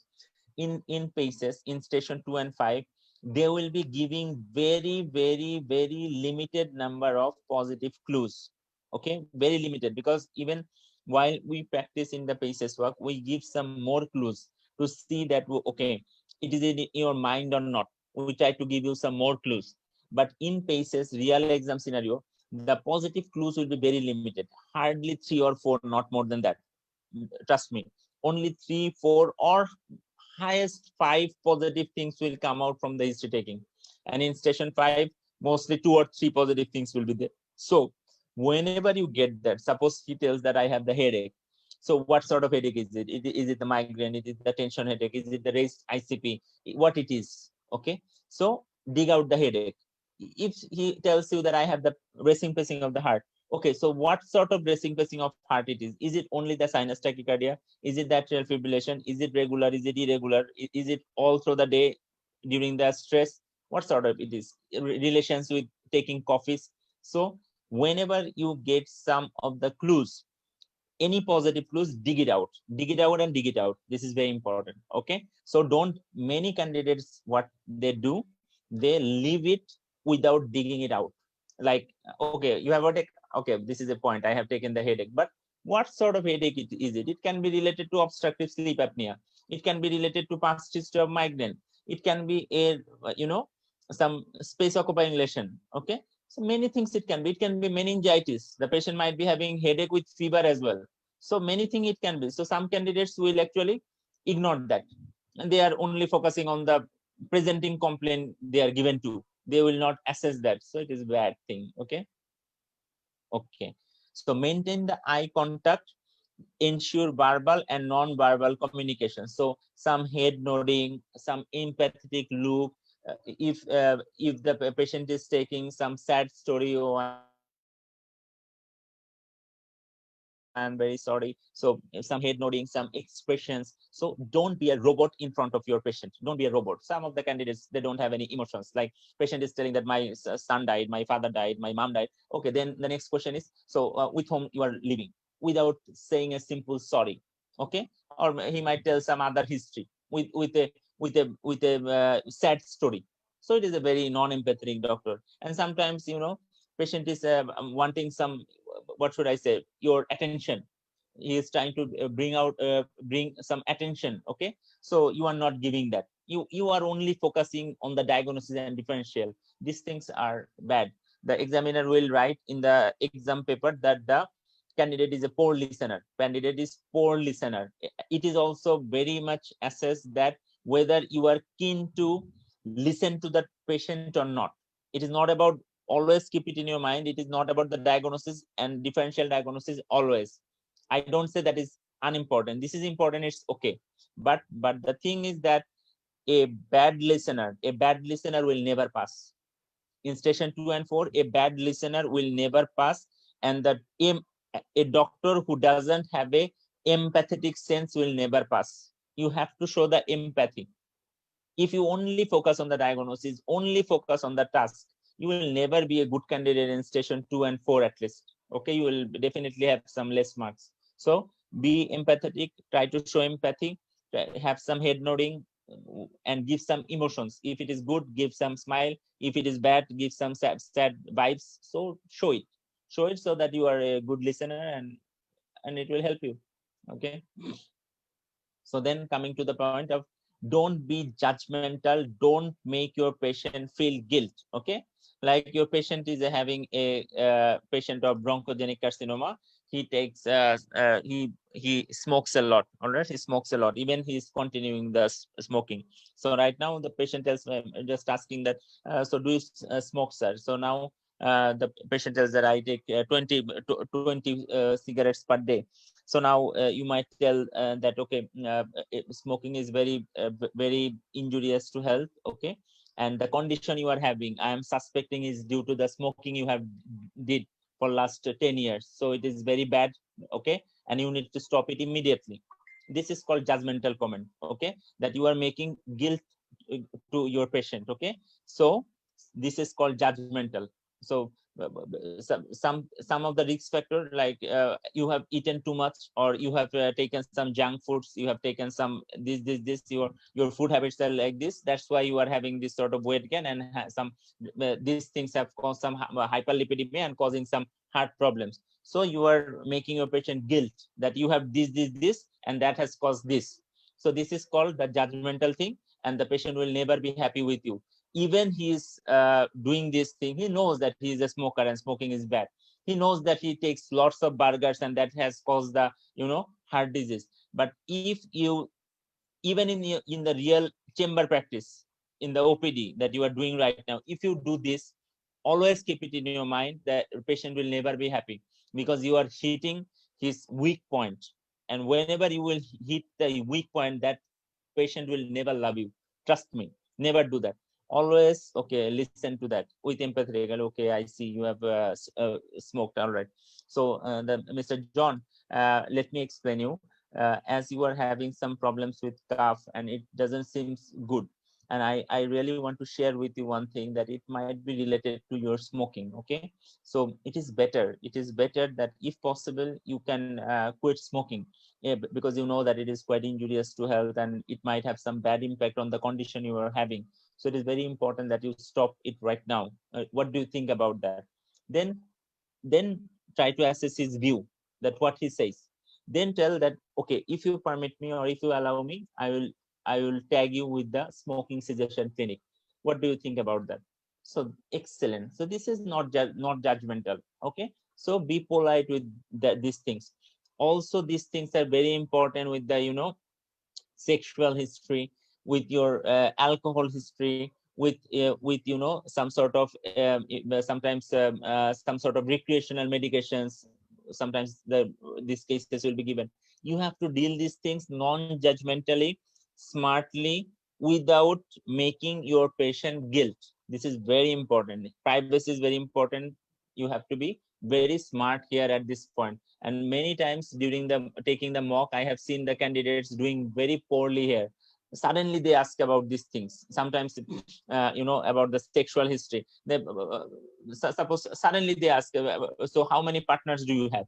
Is this do you think that it is a question? I have seen so many candidates asking this question. May I know about your partners? What is this question? May I know about your partners? Is it a question? Do you think that, can you ask that? Never do that. Never. So at first ask about, do you have any partner? So if you ask about, may I know about your partners? And another question it can be, what about your partners? So this question have gulf of difference. And always start with, do you have any partners? Are you married, sir? May I, if you think that it has some relation with some sexual history is important, then ask politely that I need to ask some personal questions. Is that all right? It is might be related to the conditions you are having. So may I know, sir, apart from your regular partner, do you have any other partner recently? Or you travel to you mentioned that you traveled to Thailand. May I know that, was there any contact with any local girls there or something like that? If it tells you that yes, I had some contacts, like you are suspecting some STDs or HIV, then what about that question? So then, okay, so you had that sexual exposure. So may I know that, was it protected or it was not unprotected? So this sort of things, it needs to be even suppose you are suspecting a case of, you know, HIV, you are suspecting strongly that my case is HIV, even you have to ask another question. So have you ever exchanged money for sex? Even this question is written in the book. You have to go that far. But if your case is not related to any sexual history, and if you start taking this sort of questions, you will be definitely fail in the exam. Okay, so it needs to be relevant. You can ask this when it is relevant, otherwise not, otherwise no. Only just a partner. And even are you in a with a are you in a stable relationship, or are you married? So what about your kids? If you think that your case is nothing to do with some sexual exposure, you don't need to take that. You don't need to take about some extramarital affairs or any other sexual exposure. It is not needed if your case doesn't want it. But if you think that yes, the one of the important differentials are STDs or HIV or something like that, then you can go for that. So this is the thing. Okay. So don't be judgmental, don't make your patient feel guilty, and be extra cautious in taking sexual history and family history. Show empathy and sympathy, response appropriately to address the concern. That is very important thing, because you know, one of the most vital skill to pass spaces is the concerns. Always in my teaching, like I have my Dr. Maisha, can you hear me?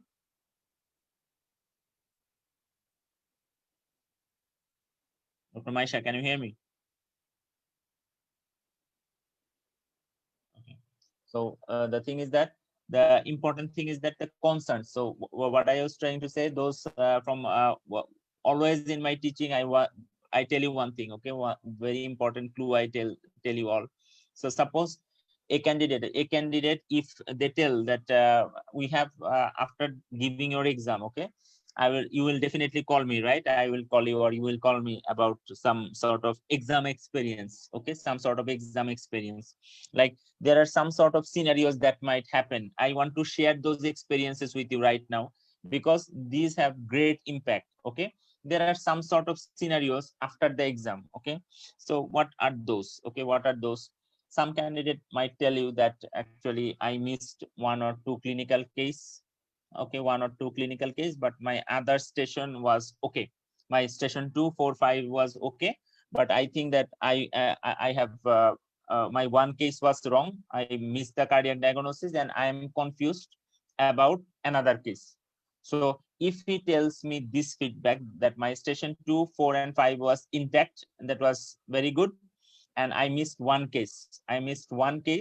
And I have confusion regarding another case.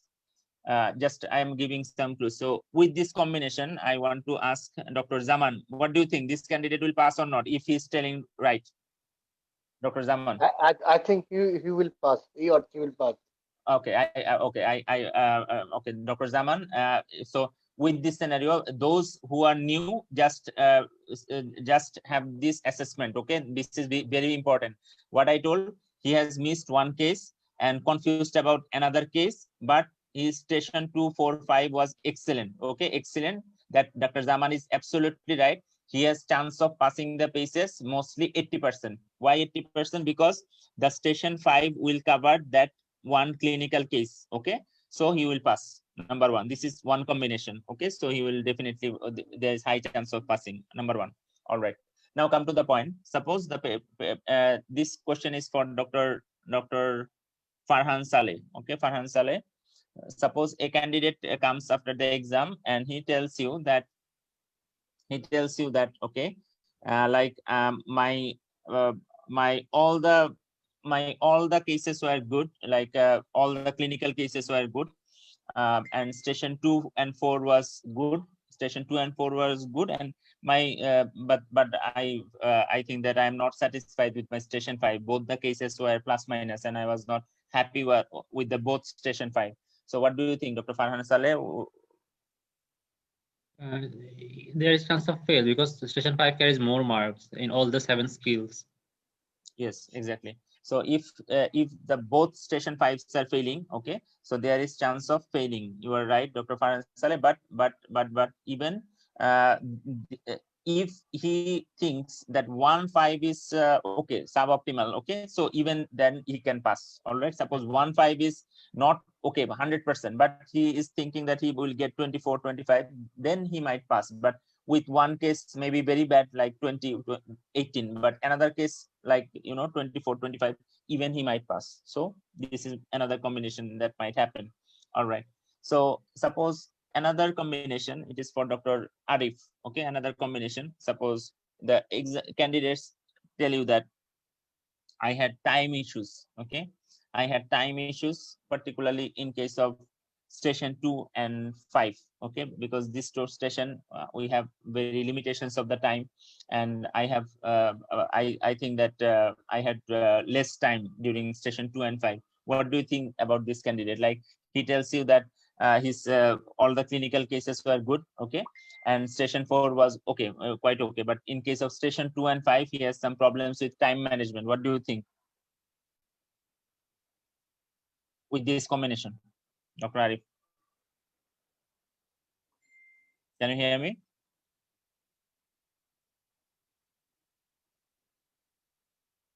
Dr. Arif, are you there? Okay, Dr. Kirti, please tell me. Suppose a candidate comes to you and tell you that I have limited times in station 2 and 5. Okay, so what is the interpretation of that experience? Yeah, here maybe Yes, please. because station 2 and 5 are like both of they are carrying similar kind of the like history taking and the other things, so it can create problem. Exactly. It is particularly in which skill you are actually thinking that might be a great problem. Like history taking and communication. History taking is History taking not a is skill. What is the name of the skill that will be problem? Concern. It is the concern. Because when your time is limited, you will not able to actually sum up the case. You will having serious problem in summing up the case. You cannot tell about the plan of management. You cannot totally conclude the case with meeting all the concerns. So even in station 2 and 5, if in both stations have this sort of similar problem, so you might be failing in the concern skill, because there is the range is very difficult there, so this is very important. All right, so this is quite important. And suppose a candidate tells that I have a total, I think that my all the cases was okay, all the cases like station 1 and 3 is fine, station 2 and 5 is also very good, and my 4 was not good, so what is the interpretation, Dr. Samsuna Hussain? My 4 was not good, I am not happy with my 4 at all, but my station 2, 5 was good, and my 1 and 3 was good, or 1 and 2, okay, 1 and 3 was also not that good. What is the interpretation of that? Suppose my 1 clinical case is missing, my 1, 4 was not so up to the mark, and I am not happy with that, but the station 2 and 5 was okay, and 3 cases was right. So what is the interpretation of that exam experience, Dr. Shamsuna? Can pass the exam. Yes. He can pass. Exactly. She or she still can pass. All right. So if I really want to mention that station 2 and 5 is the key to pass the PACES. Okay. Always keep it in your mind that station 2 and 5 is the key. Okay. You people are obsessed with station 4, I know, but it will not actually create any difference. If you even get 8 marks in the station 4, you will easily pass with the station 2 and 5. No problems with that, because the clinical communication skill, there is so many marks in station 2 and 5, it will easily make you pass. Even in case of concern skill, so many concerns are in the station 5 and 2, it will make you pass. So, and it is in your 100% in your hand. We'll teach you everything about station 4, but don't be obsessed for station 4, please. It will actually make you fail, because your preparation for the station 2 and 5 will be lacking, and that will make you fail actually. So the station 2 and 5 is the most vital station for PACES. Always keep it in your mind. Always keep it in your mind that whenever you will be a best candidate for station 2 and 5, the PACES is the most easy exam for you, because station 5 will cover both the station 2 and 4, and also the station 1 and 3s as well. And station 2 will cover the station 4 and 5 as well. So these two station, if you are 100% strong candidate, it is very difficult to pass fail PACES. Okay, so keep it in your mind. All right. So these things, because I have so many candidates, and this sort of combinations they actually tell me. So whenever I become very shocked when they tell that I have my both station 2 and 5 was wrong, and it is a clear fail. Okay, it is a clear fail. If your 2 and 5 is both damaged, and in that case you will rarely pass the exam. It's a very difficult combination, you know. But other combinations I don't fear. Okay, like suppose you're suppose you're 4, and sometimes, you know, your 4 is not okay, and also you know that the station 2 was also bad. Station 2 was also bad, and 4. I mean to say, with station 2, 4, 5, with 2, 4, 5, you can afford to have a bad in one station. Like, you have to be okay with 2 stations. Like, if your 2 and 5 is okay, you will pass. If you are if you are 4 and 5 is okay, then if you get some less mark in the 2, you will pass. But if you have 2 station problem from station 2, 4 and 5, you will fail. Okay, so you need 2 station to be okay to pass the PACES within 2, 4 and 5. All right. So this is the thing. And regarding the clinical stations, I don't have gross. If your clinical is bad, like 1 and 3, your 5 have to be best. Okay, because 5 will give you 8 marks from those 2 station 5s. So if your station 1 and 3 is bad, okay, like you have missed 2 cases, then only 5 can save you, not the 2 and 4. If your 1 and 3, you have missed already 2 cases, like so as in the, like, now the question it is for like Dr. Zakaria Habib. So please answer me. In COVID situation, Dr. Zakaria Habib, can you hear me? Dr. Zakaria Habib, can you hear me? Okay, I think that you. Yes, sir. Yes, sir. Okay, so now give me an answer. Okay, so in COVID situation, which one is the most vital station to pass the PACES on the background of this discussion? In COVID situation, which station is the most important to pass the PACES? Sir, I guess station 5. Excellent. I love this answer, because in COVID situation, you will be struggling in station 1 and 3. So there is high chance that you miss 1 or 2 station 3. It is very probable. Okay. So in that case, station 5 will save you. Okay. Station 5 will save you, because if you get full marks from the physical science section from the station 5, that will give you 8 marks. Okay. That will give you 8 marks. You need only 6 to pass the science section. That means if you are correct with your 2 clinical case and both of your station 5 is excellent, then you will pass the PACES. Do you get me, Dr. Zakaria Habib? Yes, sir. Okay, so these things, I think that these things will not be discussed by many of the mentors, but these are the hidden tricks of passing the PACES. Okay, so Doctor? those, yes, Dr. Kriti. Yeah, how many chances are there to examine fundus in COVID conditions? I'm really afraid about fundus. Fundus, nowadays they are giving very less amounts of fundus. Okay, in this time, the COVID situation, hopefully they will not give it, because you have to go very close to the patient, right? So Yeah. they will actually, I think that if the Royal College of Physicians have some sort of sense of humor, they will never give fundus kit. So And the second thing is, it's very difficult to check fundus without dilated pupil. yeah, definitely. No, I don't think so. You have to have just practice is the most important thing. You can check. I can check actually. Okay, so it is not so important. Try with the non-dilated pupil. Okay, so you can do try, but not now. It is not important, because in PACES you will not get fundus this time, I think. Okay, it's not Yeah. important. Okay, so you just can skip it. So it's not important. Dr. Chadwick, Yes. just maybe this is a silly question. I don't know. No. See, Just we are writing. They are giving some papers outside the exam. Yes. Is it okay? We can see that paper and ask questions. Yes, it's absolutely right. It's absolutely right. But the thing is that it should not be too much. Okay, you can use it whenever you forget it, but just repeatedly looking towards your paper, it will just cut 1 or 2 marks that the candidate actually forgot many things, this thing. So you can easily read at this, but be very smart. Like it will be in front of your table, and when you look at that paper, your body posture should look good. Okay, just have a look for a glance, and then start questioning again. Not look there for long period of time. Just have a glance on your headline that I'm going to take the drug history right now. So just, okay, now the drug history.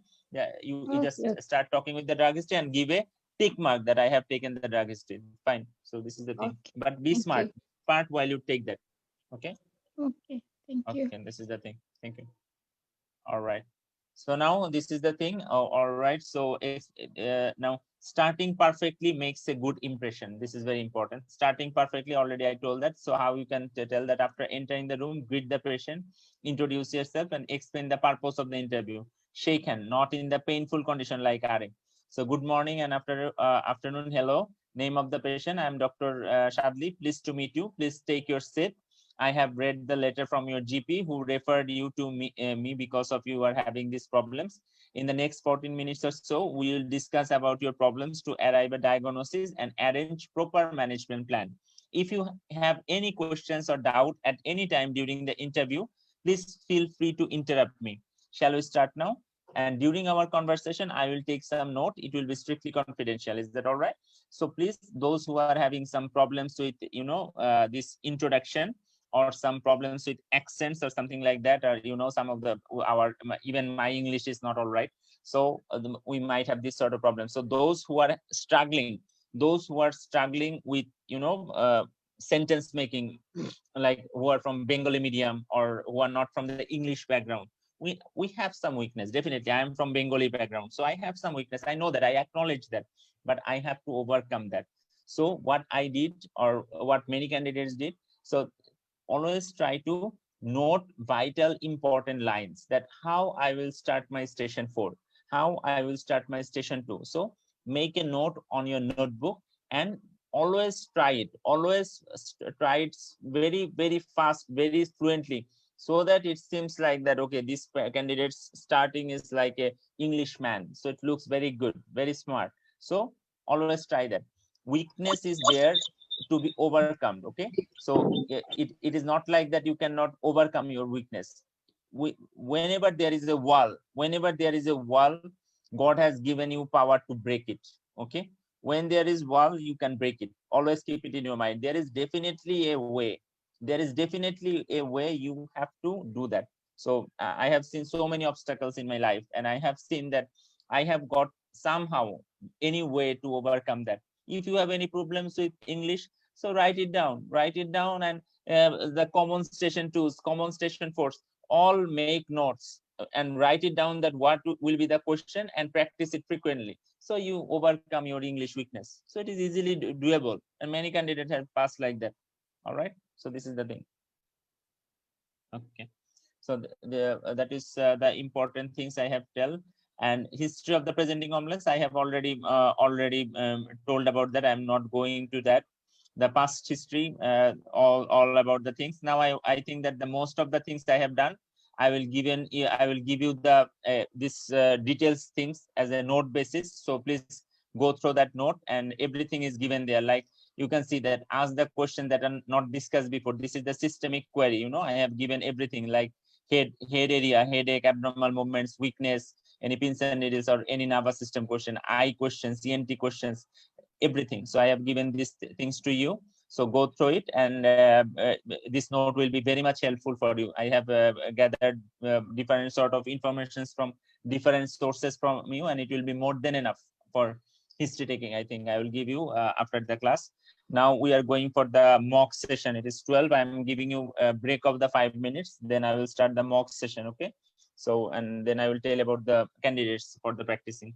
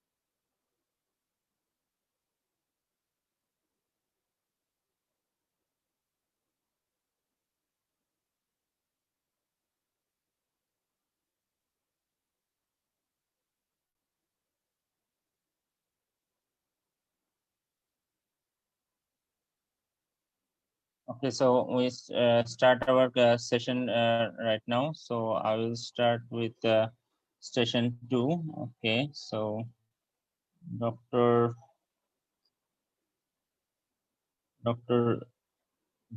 Rini, will you practice today? Dr. Rini?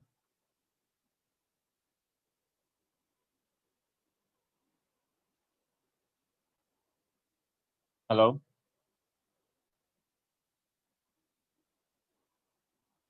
Dr. Rini, do you want to practice today?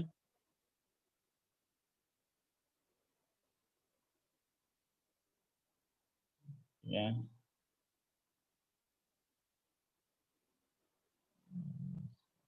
I think the gap is not ended, so I'll come later.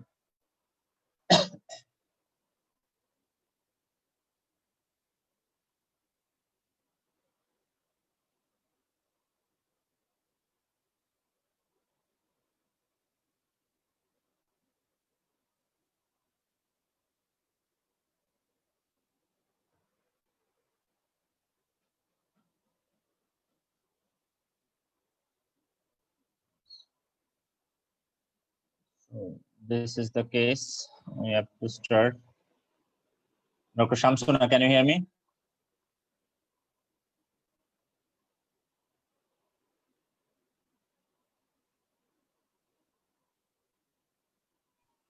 Hello. Yes, doctor, can you hear me? Yes, Dr. Shadli. You will take the case? That's okay. Okay. Okay, so please, you will get 3 minutes. You will get 3 minutes to prepare yourself. You know. Okay.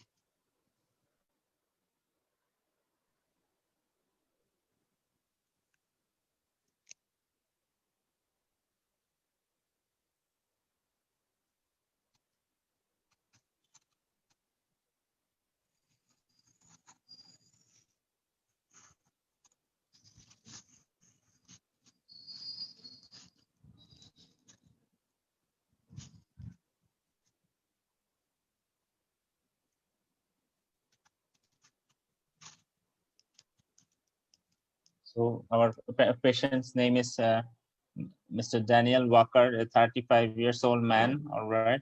So your role, you are the doctor in the general medical outpatient clinic. This is just like the exam scenario. Okay, you are seeing. It is just like the exam scenario we are providing you. It will look like in the pages, it will be just like this. So the patient's complaint is abdominal pain. Please read the letter printed below. When the bell sounds, enter the room. You have 14 minutes to take a history from the patient, 1 minute to collect your thoughts, and 5 minutes for the discussion. You may make notes if you wish. Referral text. Mr. Walker has abdominal pain.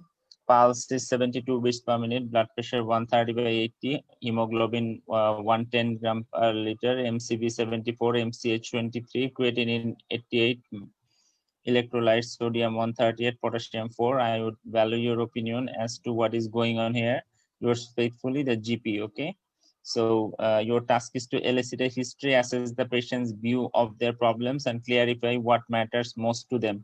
You should construct a differential diagnosis and a plan for investigation. Discuss your assessment and the medical options with the person, and agree how best to proceed, answering any questions that are raised. This is what actually in the real PCS exam, they will give you this sort of scenarios. Most of the time we don't provide this sort of things, but here, as we are taking the format class, that's why we are providing this sort of things, so that you have a real vibe of the PCS exam. So you will be allowed 3 minutes, Dr. Shamsuna, then we'll start practicing.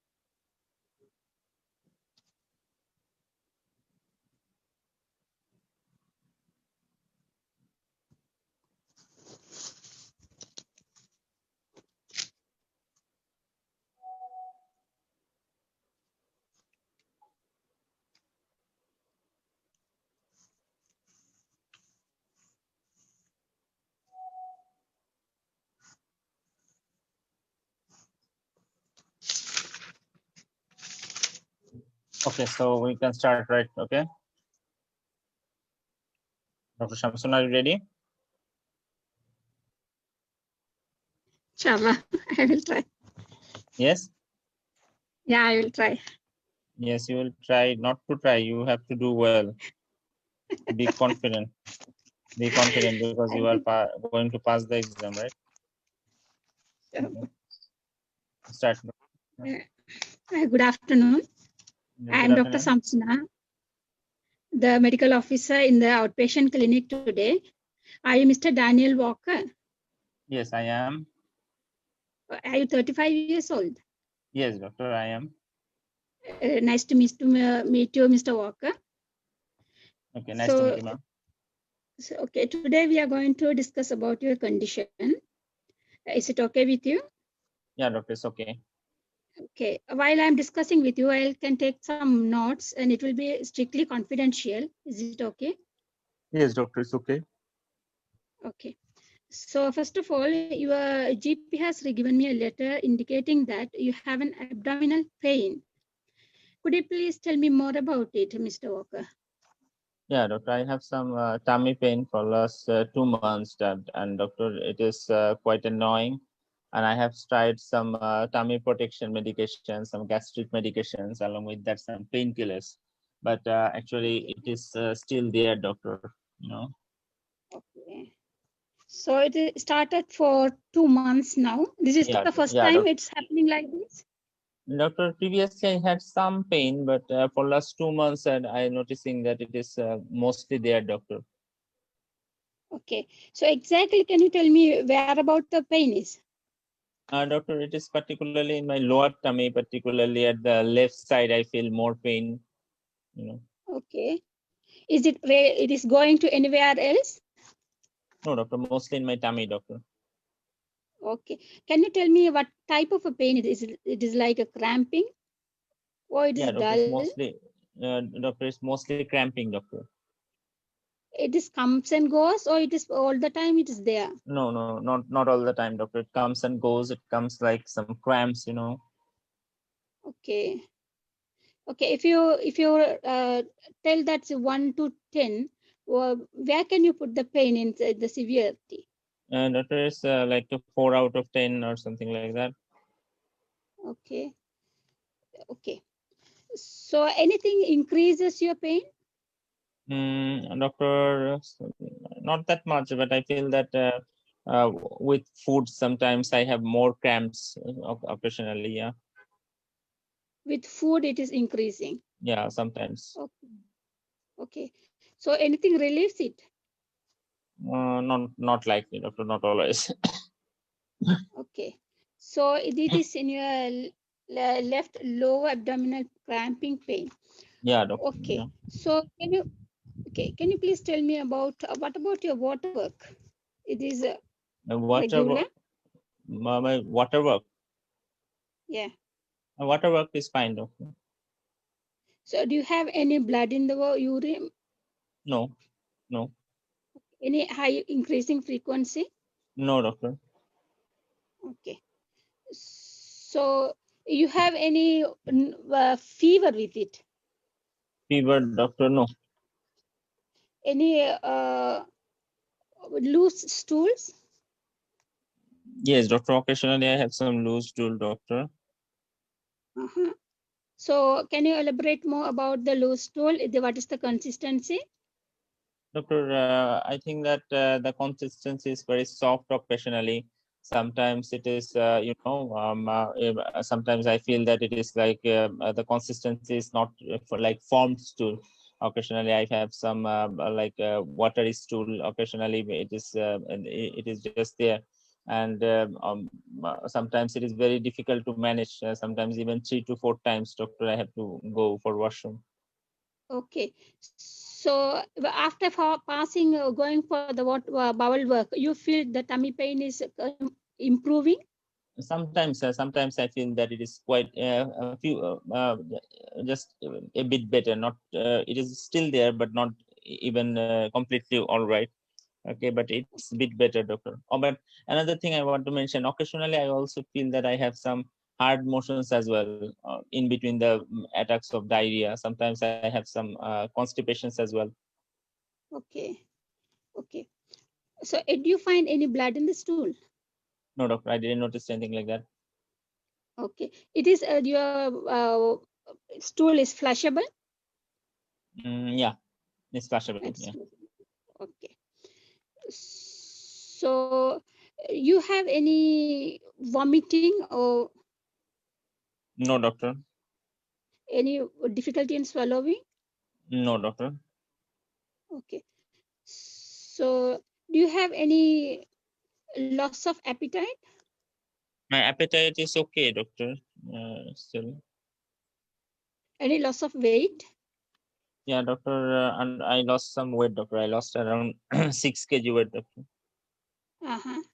During it is intentional or unintentional? No, doctor, it is unintentional. It's for last, 4 to 5 months. I lost some weight, like 6 kgs. Okay. Okay. You feel excessive sweating at night? No, doctor, no. Okay. Do you expose to any sick person? No, doctor. Okay. So you have any yellowness in your eyes? No, doctor. Any itchiness of your body? Itchiness, no, doctor. Okay. So you said you have feeling dizziness when you stand up. No, doctor. No dizziness when you're standing No. up. Any skin color changes? No, doctor. Any recurrent low sugar attacks? No, doctor. Okay. So tell me, do you feel any like palpitation? What is palpitation, doctor? Racing of heart? No, doctor. Any chest pain? Chest pain, no, doctor. Any shortness of breath? No, doctor. Okay. Do you feel? Do you look any paler than before? Paler than before, doctor. I'm not sure actually, doctor. Okay. But GP told that my blood counts are maybe a bit low. Like my GP told that. Okay. Okay. Have So you gone do you through my find reports? any? Yes, it is a bit low. It's not Yeah. that much. Okay. So you feel any? Do you have any significant past medical history? Doctor, no, doctor, it's only this problem I'm for suffering for 2 months, and the loose stool is maybe more for last 4 to 5 months I'm having that. Yeah. Okay. So this loose stool, when you're eating a pasta or anything, it's increasing? No, doctor. Okay. It is not. I don't think it is very much related with any particular sort of food, because most of the time I'm having it for last couple of months. Okay. So, do you have any significant past medical history, like No, high doctor. blood sugar, high No, I don't have cholesterol? any. No, I don't have any high blood sugar. No, doctor. Okay. So, do you have underwent any hospital admission, No, any surgeries, no, doctor. any blood transfusions? No, doctor. Can I see your medication list? Do you have taking any medication? Doctor, I'm taking a capsule esomeprazole. I'm taking syrup antacids, and I'm taking some painkillers. I forgot to name the main, some antispasmodic medications. Okay. So, it is not relief your symptoms, right? Some only mildly helping me, but not too much. Okay. Okay. So, do you have any significant family history? Anyone runs in the family any tummy problem? Yeah, doctor. Actually, I have some problems in my family. My father had some tummy cancer, doctor. I'm sorry to hear that. I'm Yeah. sorry. So, at what age he got this? My father was 52 when he was diagnosed with cancer. It is in your lower bowel or in the tummy? It's lower bowel. It's maybe some colon carcinoma. Okay. Okay. I'm sorry that. So, do you have any? You do any job? Yes, doctor. I'm banker, doctor. Banker. Oh, so Yeah. how these symptoms? How it is affect your life and the job? Doctor, very much. Particularly, I'm having this occasional tummy pain. Is very annoying. Sometimes I have to stay in the meetings and doing my job, and I feel very bad. Okay, I'm sorry. We will try to make it help something. Okay. Okay. So you do you have living with your partner? Yeah, doctor. I have my wife. Yeah. Okay. How many children you have? I don't have any children. Okay. So do you smoke, Mr. Walker? Occasionally, doctor. I smoke. Yeah. Okay. How many cigarettes? 10 cigarettes per day. Okay. For how long have you been smoking? 10 years, doctor. 10 years. Okay. So in general, the smoking is not good for the health. If you want to quit it, we can help. We are ready to help you. We have a very good smoking cessation clinic, Mr. Walker. If you want, you tell me. I can arrange that. All right, doctor. Okay. Do you take alcohol? No, doctor. Okay. So in summary, I will tell you. For the past 2 months, you started to have loose stools with tummy pain, and you are having lost your weight to around 6 kg, and also you have your blood count is bit low, and also you have the family history of a cancer. Is there anything else I have to add to this? No, doctor. Mostly this, doctor. Okay. So what is your concern, Mr. Walker? So my concern is that, doctor, what it is, doctor, why I am having this? Is it cancer, doctor? I appreciate your concern, Mr. Walker. So actually, I have need to examine you as completely from the history what you have given so far, and I think there is. I'm sorry to say this. Maybe cancer is one of the possibility, but we have to go through other differentials also. But I will make a group of doctors. We can do some camera imaging test and some blood test in running with you, and we can find out the exact cause. 2 minutes left. 2 minutes left. And 4 minutes left. And just I forgot to ask some of the question. Is it okay if I ask you? You don't need to do that. Already missed question I missed, okay? Because you have already asked the concerns. Okay, doctor, do I need any surgery? Do you think that? There is a possibility if the cancer is confirmed, you may need to go for the surgery. And there are things we have to consider, some other the blood bowel disease also. For the time being, so you don't need to. It is not very early to talk about this, Mr. Walker. But we will give full support to you, and we can come to a diagnosis. Then we can make the probable plan for that. All right, Is doctor. there any Thank you. concern, Mr. Walker? No, doctor, no. Thank you.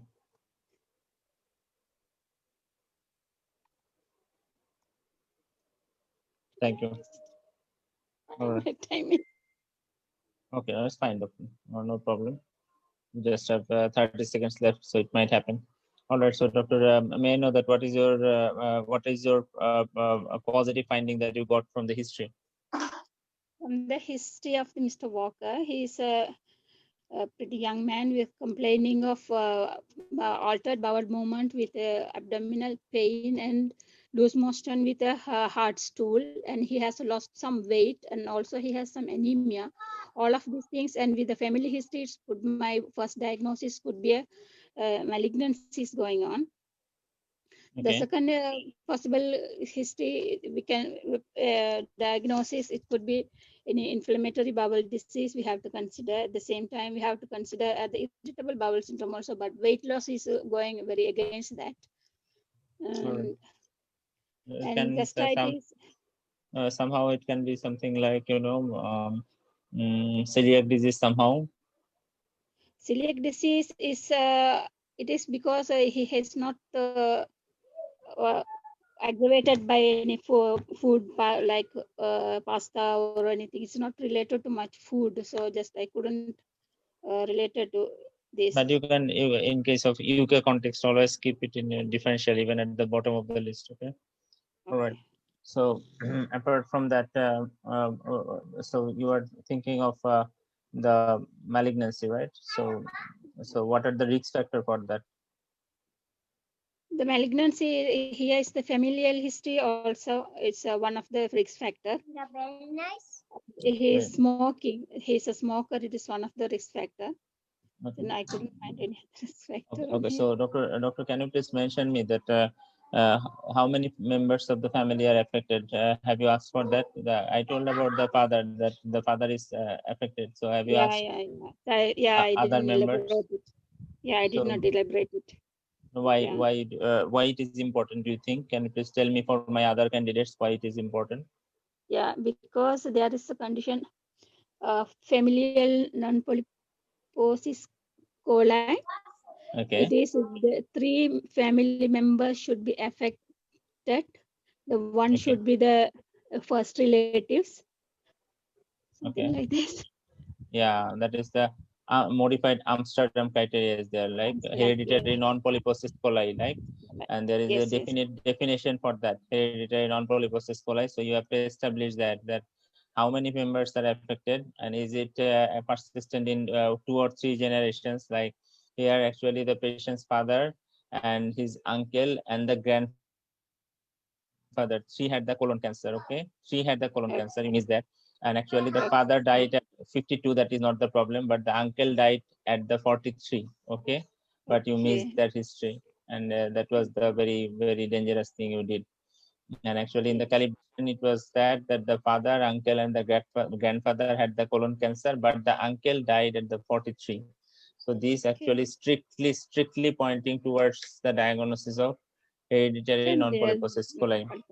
Okay, and the second diagnosis, it can be inflammatory bowel disease, and IBS, it is not a diagnosis because the patient has got weight loss, but you can keep even in the differential, you can keep in the differential, but tell that it is the less likely as there is weight loss. So it is fine. And the celiac disease, as there is no association with the dietary history, so I don't consider it.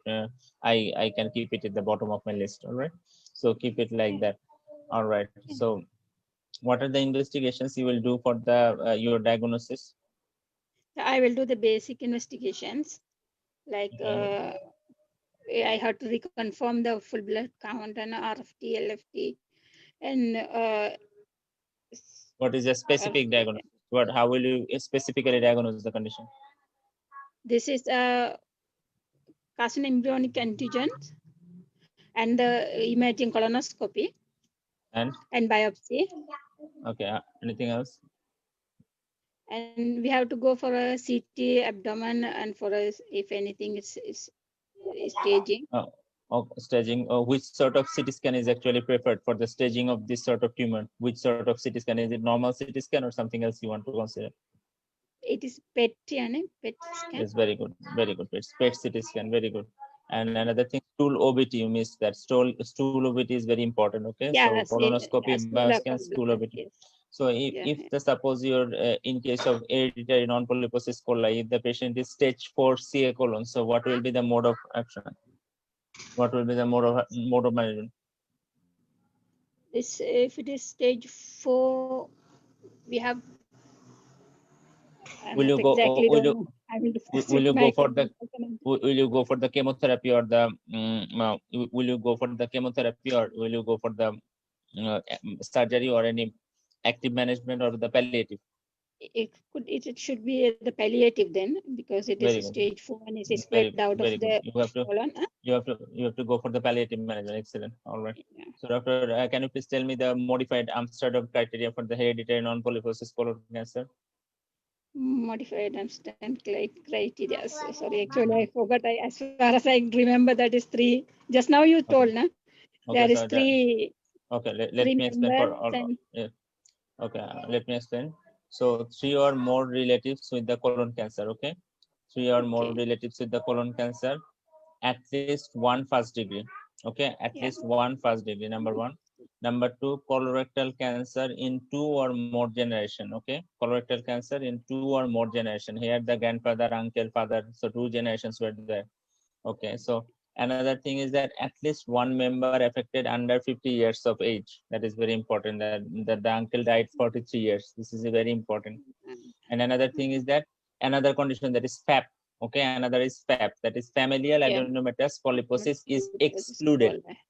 It is excluded. Okay, so familial adenomatous polyposis is excluded. Okay, so this is the thing. Okay, all right. This criteria is strict and may miss some families with mutation. Okay. So HNPC should be considered in individuals with colorectal or endometrial cancer under 45 years of age. Okay, 45 years of age. And you can also think of increased incidence of cancer of other organs, sometimes with relation, like endometrium, ovary, urinary tract, stomach, pancreas, small intestine, CNS. Okay, so these sort of things are associated occasionally. Okay, so what is the mode of inheritance for HNPCC? Autosomal what is the mode of? Very good, autosomal dominance. So you will have to go for the genetic testing and also for the pedigree assessment. This is also important. You can tell in the management plan that you will do the pedigree assessment and the genetic testing and colonoscopy biopsy you will do, and also some special like pedigree assessment and genetic testing. It will carry some good marks. Okay, and another thing is that when you should start doing the colonoscopy if there is positive family history. And 10 years before the 10 years before the age of starting of the cancer of the first relative. Exactly. You can start with the 25 years of age. You can start with 25 years. It is okay. And another and in another theory is that the youngest family member who was affected, okay, youngest case that was diagnosed, like the uncle may be diagnosed at 40. Okay, so in that case you will start 10 years earlier than the youngest case detection. Like you will start from the 30 because the uncle was diagnosed at 40. Okay, so the youngest case of the cancer in the family, you will start 10 years, 5 to 10 years earlier than the youngest case to surveillance colonoscopy. Okay. All right. So colonoscopy needs to be repeated every 1 to 2 years. Okay. 1 to 2 years. Okay. And it will depend on the aggression of the condition. You will decide. All right. So HNPCC is one of the commonest cases case. All right.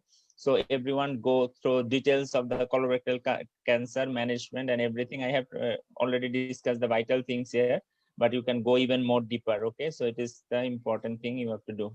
All right. Okay, Dr. Shadley. All right. Yes. Can I get You're some marking. marks? Yeah. Dr. Shamsuna, let me tell you one thing. I'm very happy with you. All right. I'm very happy with you. The way you elaborated the complaints, and you have already hit the vital clues. All right. And also, and your mode of history taking, the way you took the history of abdominal pain and association complaints, I'm very happy with you and also very proud of you. And the thing, just you missed the details of the family history, that's it. But your diagnosis was also in the track. Okay. And the differentials was okay. I think that you are a good candidate and you will eventually pass the paces, because morning shows the day. So you can stick to the preparation. You are going in the right way. I can tell you that. Okay. So please do hard work, and the task I give you, please complete that and give me the feedback that I want. All right.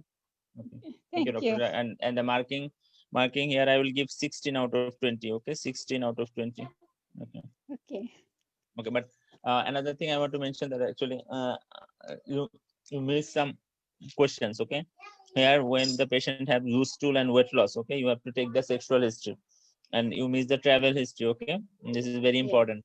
Travel history Yes. in a loose motions case, travel history, and if the travel history is positive, the details, that what food he took, any water intake, and any sexual history. Particularly loose motion is also related to HIV and some STDs as well, and also the malabsorption like giardiasis or anything like that. So infection is very important. All right.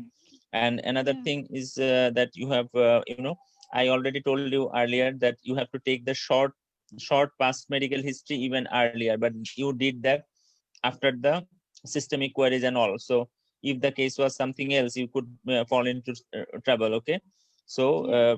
ask about the short past history earlier in your history taking. So it is important. All right. So this is the thing, Dr. Shamsuna. Okay. Thank you. Okay. So I'm going to the next case. Okay.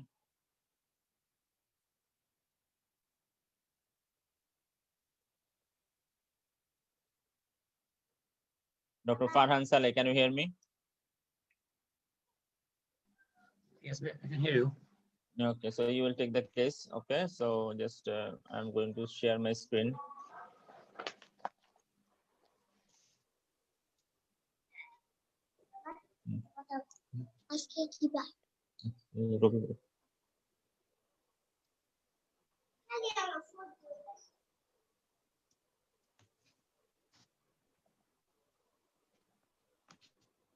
Okay, so this is the case for Dr. Farhan Saleh. So, sorry.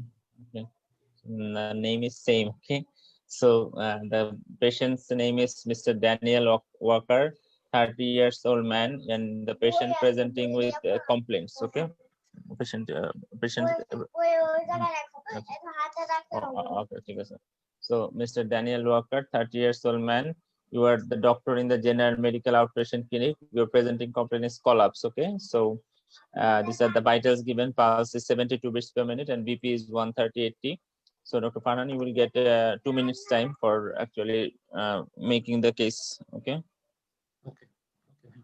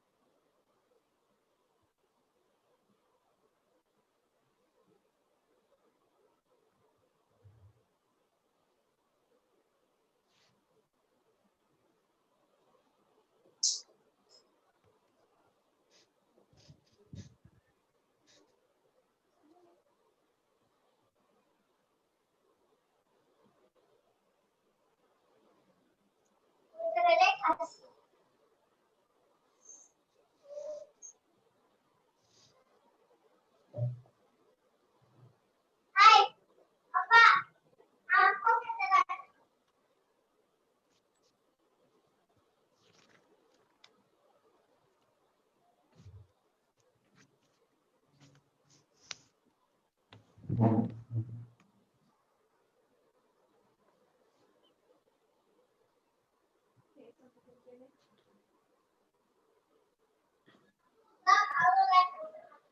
start. Okay.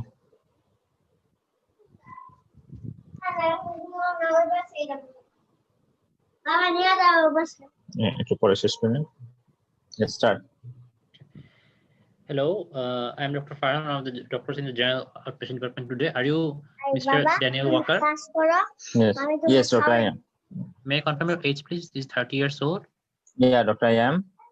Okay, so I'm here today to talk to you about your health condition. Is that okay? Yes, Doctor, that's absolutely fine. Okay, do you need anybody present during our conversation? No, Doctor. Okay, so during our conversation, I might take some notes, but it will be fully confidential and my attention will be with you, all right? Okay, Doctor, that's fine. Okay, so could you please tell me what brings you here today? Doctor, actually, I had a fit actually, and it was so sudden, Doctor, and it happened 3 days before, Doctor. I'm really sorry to know that. And is it the first time you had this sort of fit? Doctor, I had another episode of fit that was 2 months back, but that time I didn't lost my consciousness. But this time, actually, I lost my consciousness. You know. Okay, I see. And before 2 months, you had this sort of fall, and but didn't lose, right? No, And no, I before didn't that, lost my and was it the first time, or did you had similar episodes previously also? I have 2 episodes.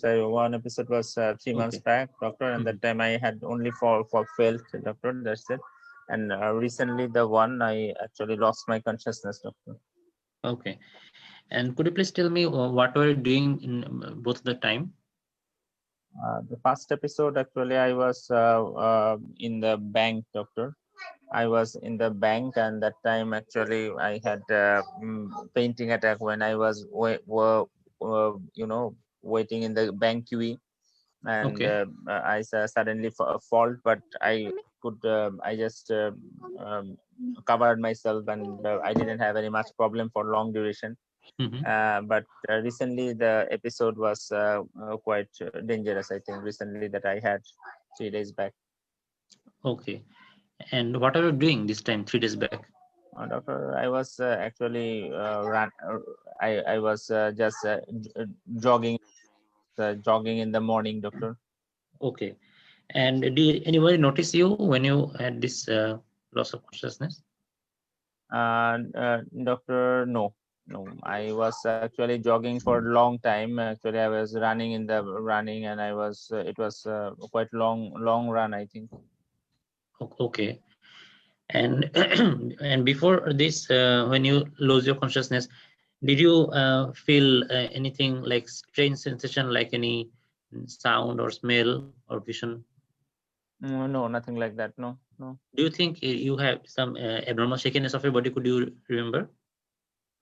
Doctor, I was actually unconscious, so I cannot remember. But when I got consciousness, I felt that I had wet my clothes. You wet your clothes? Yes, Doctor. Yeah. And did you had tongue biting? Did you had injury in your tongue? Doctor, yes, I had some injury in my tongue as well. Yeah. Okay. And was there any froth in your tongue? No, nothing like that. I noticed that I had some tongue biting and also some, I wet myself. Yeah. Okay, I see. And did you feel any racing of your heart before that? Racing of my heartbeat, Doctor, as I was running for long duration, almost 30 to 35 minutes, so definitely I had some sort of racing that time. Yeah. But do you generally have, other than your running, have you noticed that? No, I don't think so, that I don't had this sort of palpitation normally. No. Okay. And do you have usually any chest pain? No, Doctor. No. Especially when you walk or like that? Nothing? No. Okay. And do you have any shortness of breath or anything like that? No, Doctor. Okay. And after you regained your consciousness, could you tell how long you were unconscious? Doctor, maybe I noticed that I was unconscious like 15 minutes. 15. And after you regained your consciousness, how did you feel? Did you have any headache? Doctor, I felt a bit confused, doctor. Even I felt some confused, and after that, I was took to the hospital, and they gave me some sort of fluids maybe, and then I got quite better. I felt quite better. Okay. And did anybody measure your glucose during that time before giving No, fluid? no, When you were no, nobody measured your glucose. no. Okay. And other than confusion, did you have any weakness, any part of your body? Doctor, I felt very weak while I gained my consciousness. I felt very weak. Yeah. But no limb abnormal. No, not specific to a limb or something like that. I feel generally very weak after Okay. I felt. And other than this episode, do you generally feel dizzy when you stand from sitting position? No, doctor. Okay. And may I know, do you have any known medical conditions? Non-medical conditions, doctor. I have high blood pressure, doctor. You have high blood pressure. And do Yes, you have doctor. any high blood sugar? No, doctor, I don't have. And for how long have you been having this high blood pressure? Doctor, I have high blood pressure for 5 years now. 5 years. Yeah. Okay. And do you have any condition diagnosed for this? You have the high blood pressure? No, doctor told that it's maybe something maybe essential or something like that. Okay. And what are you taking for your high blood pressure? Doctor, I'm taking tablet amlodipine, and also I'm taking tablet olmesartan. Okay. And any other medicine do you take? May I know your medicine list? Okay, doctor, I'm taking tablet olmesartan, and I'm also taking tablet amlodipine, and these are the things mostly I take.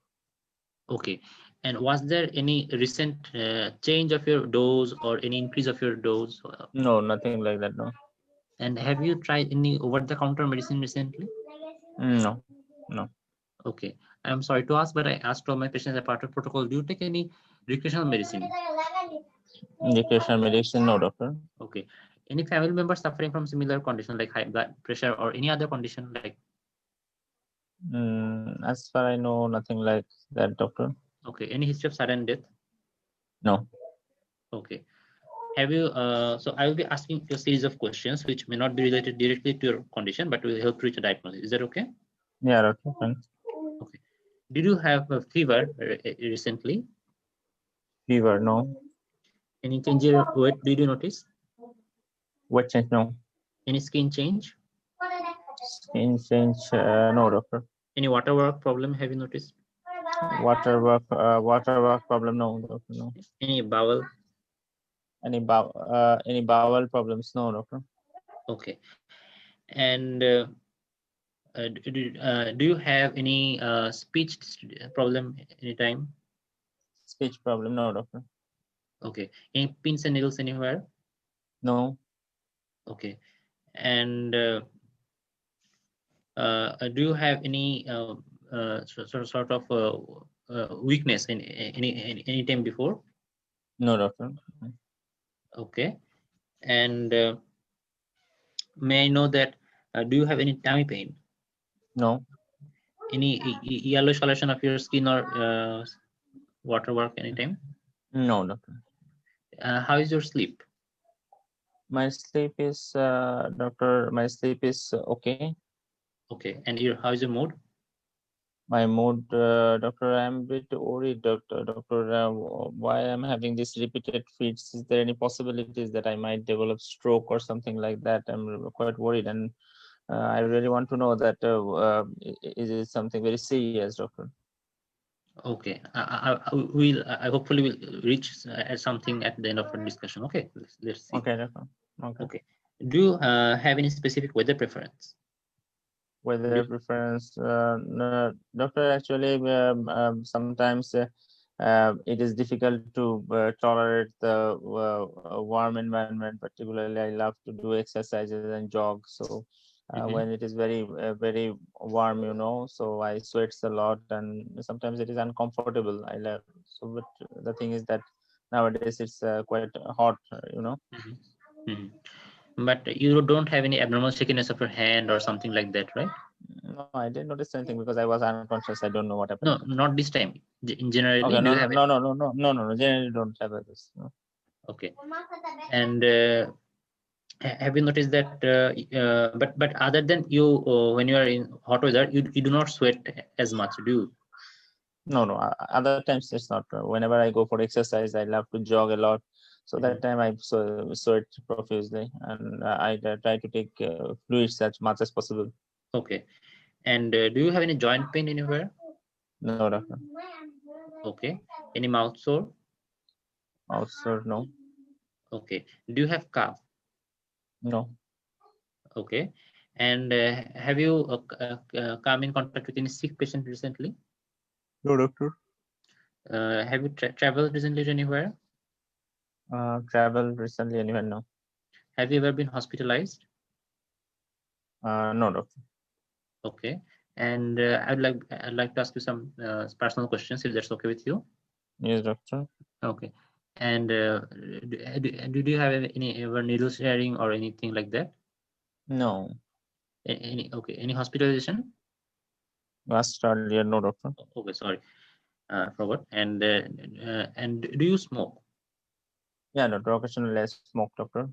Okay, as you know, smoking is bad for our health and it might cause many health problems. So I would like to advise you to stop smoking.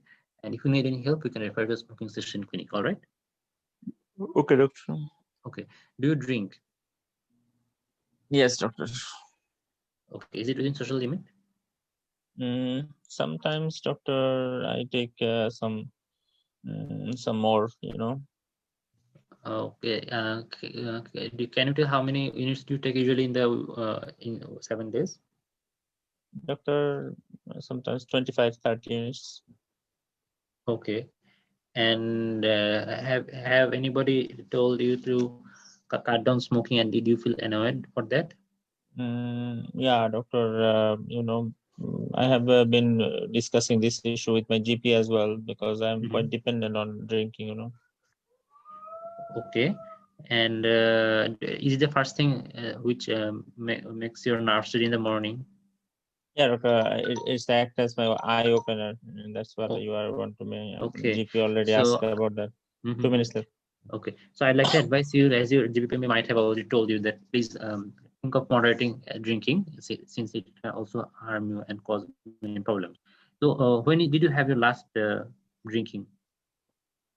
Doctor, before admitting in the hospital, maybe 3 to 4 days back. Okay, and what did you do for a living? Doctor, I work in a bank, doctor. Okay, and do you drive? Yes, doctor. I'd 2 minutes like left. I told you, no? 2 minutes left. Yeah. Yeah.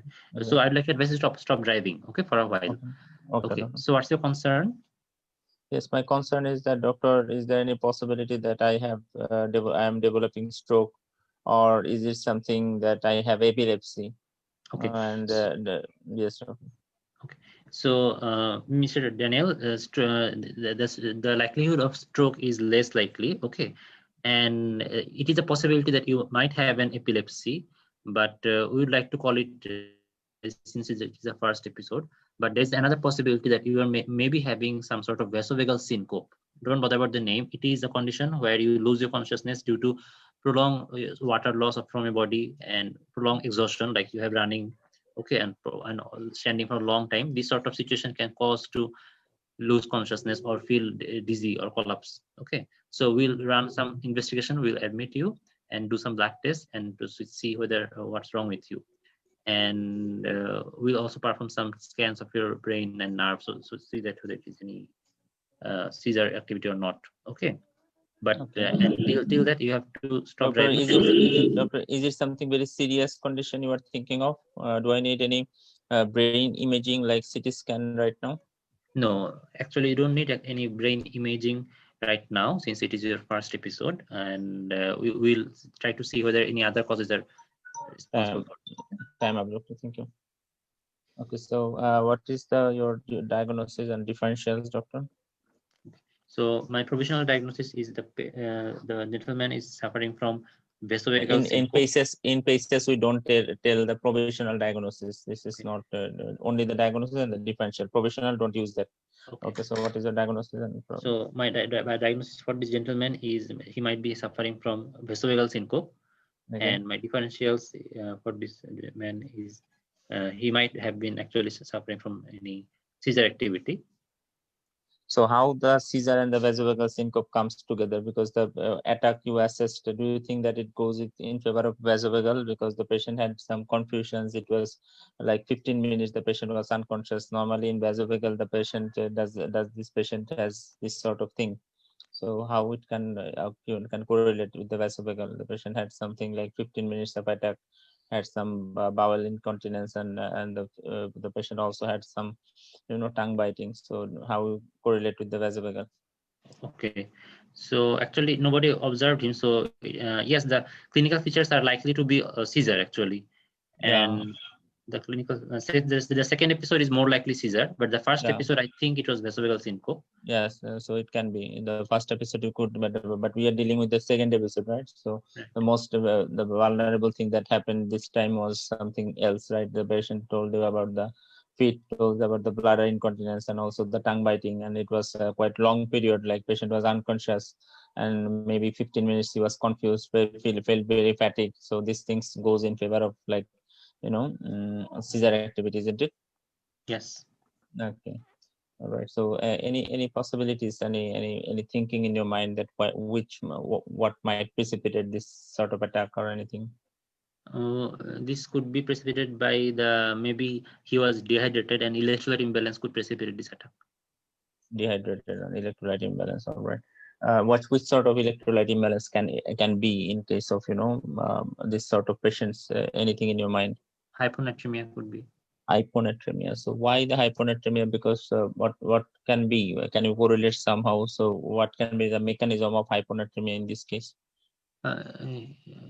He's losing sodium, potassium, and chloride through his sweat, and that's sweat. What. Okay, and anything else? And rhabdomyolysis could be. White rhabdomyolysis, any trauma or something like that? Nothing was there. So no matter if he's running for a long time. Running for a long time doesn't cause rhabdomyolysis. So running for a long time, so somehow you are going to the right direction. So anything that comes in your mind with long running. The patient was taking excessive amount of fluid. The patient already told you that I sweated a lot and I took so many drinks. Okay, he was drinking a lot. He actually took 3 liters of water. Okay. Dilution of hyponatremia. Exactly. The patient is a binge drinker. Patient is taking huge amount of alcohol, and along with that, patient actually was jogging for long. Okay, actually this scenario was with the marathon runner, but I didn't give that term to you because whenever I will give the marathon runner, you will come to know that. Okay, so I just change it with the jogging and long duration of jogging, sweating. I already told you about the drinking, so that you came to know. Actually, the patient took so much water, like 3 liters of water or even more, because he was sweating a lot. And also the patient is alcoholic, lots of drinking is there. So with all this together, it comes to be the dilutional hyponatremia that precipitated the seizure activity. All right. Okay.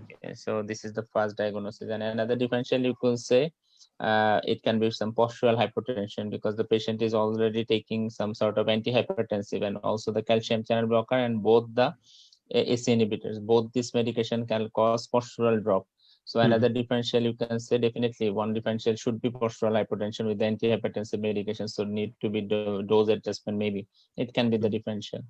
Another, though very rarely, any sort of paroxysmal arrhythmias, you can just tell at the differential. You need to do the Holter to check any sort of any arrhythmias is there, like any congenital syndromes or long QTs or Brugada's or anything like that, Hockham or something like that. So any sort of paroxysmal arrhythmia due to structural or non-structural heart disease. So this should be the 3 differentials. Okay, and you will go for these things: electrolyte, creatinine. You have to go for the ECG, Holter monitoring, and the main theme is that you will give the carbonated water. You will give the patient fluid with the fluid with electrolytes, okay, fluid with electrolytes, particularly focusing towards the sodium restoration and the fluid restriction, okay, fluid restriction. All right. So this was actually the case, and this case came bit like 2 years back. This case was given. All right. Okay. So this is the thing. Okay, so this is okay. So Dr. Parant, now Dr. Parant, these are the related to this case, and for your personal criticism, I want to mention that actually always ask about the day before the seizure. Always ask about the what happened yesterday, like any precipitating factor for that, like did you had any sleepless night, or what about the Yes. night before the collapse? Sometimes you know patient are partying for all night and not slept at all, so and binge drinking before that episode, like the patient might be jogging after a a sleepless night, so these things might happen. So what was he doing last night? The last night activity is very important. And apart from that, always ask about some, you did many things like recreational medications and everything, and any family history of any epilepsy, you could ask for that. And also something like any you have asked for any skin rashes or not? Yes, I Any asked skin rashes. skin rashes, particularly that tuberous sclerosis and some other syndromes. Yeah, these are so occasionally coming. Any hearing difficulties, any hearing difficulties, any balance problem. You miss that balance problem, hearing difficulties, particularly the questions for other syndromes, tuberous sclerosis, von Hippel-Lindau, or anything like that, any neurofibromatosis. So this question, these patients might have some seizure episodes. So this is quite important. And another thing you ask is the driving thing, that is good. And for epilepsy and all the neurological symptoms you have asked, right? So some pins and needles and weakness in hands and pins and speech difficulties. Every sort of neurological assessment is important, okay? And for the collapse assessment or the fits assessment, before the episode, during the episodes, and after the episode, you did that, all right? The before the episode, the patient was jogging. During the episode, he was unconscious, and after the episode, after the episode, he was confused for 15 minutes or something like that.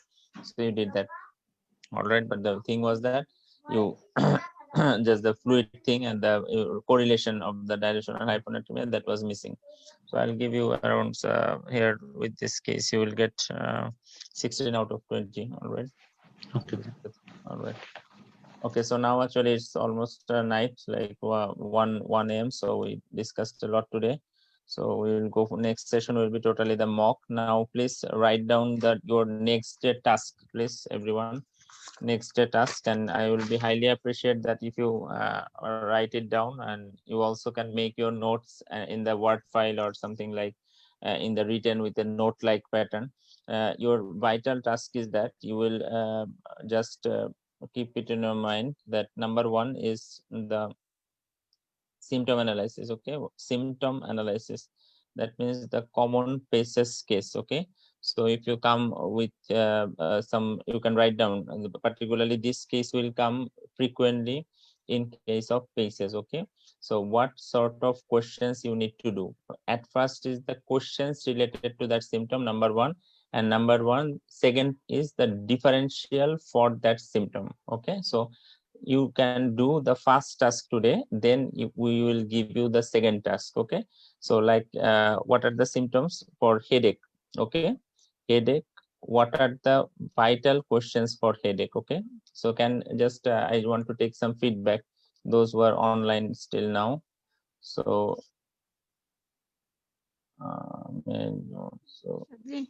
yes, the previous history, just I have one question. yes, definitely. From the symptom analysis from the beginning, what happened before, what is the during, what is after. We come to a conclusion that the patient had epilepsy. Okay.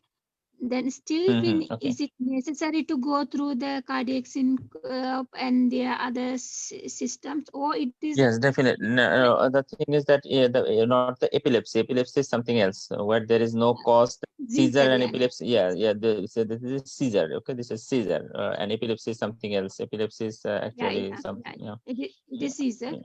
Seizure. So we want to go to the causes of seizures? We want to analyze the causes of seizure, mostly, no, doctor. Actually, once you have got that it is seizure, okay, it is totally seizure, 100% seizure, you can go for the seizure precipitators, that is fine. But you know, sometimes it is overlapping, because sometimes some sort of syncope might have some sort of seizure activity as well. You know, I want to mention that not the syncope. Sometimes what happens, like in cardiac arrhythmias, okay, the patient might have some jerky movements as well. Suppose in case of VT, ventricular tachycardia, or some sort of Brugada or Hockham or something like that, whenever the patient has some cerebral anoxia, those patients might have some jerky movements, okay, jerky movements, and sometimes they have the feet as well. They might even wet themselves, because I work in the cardiology, so I know. So these things might happen.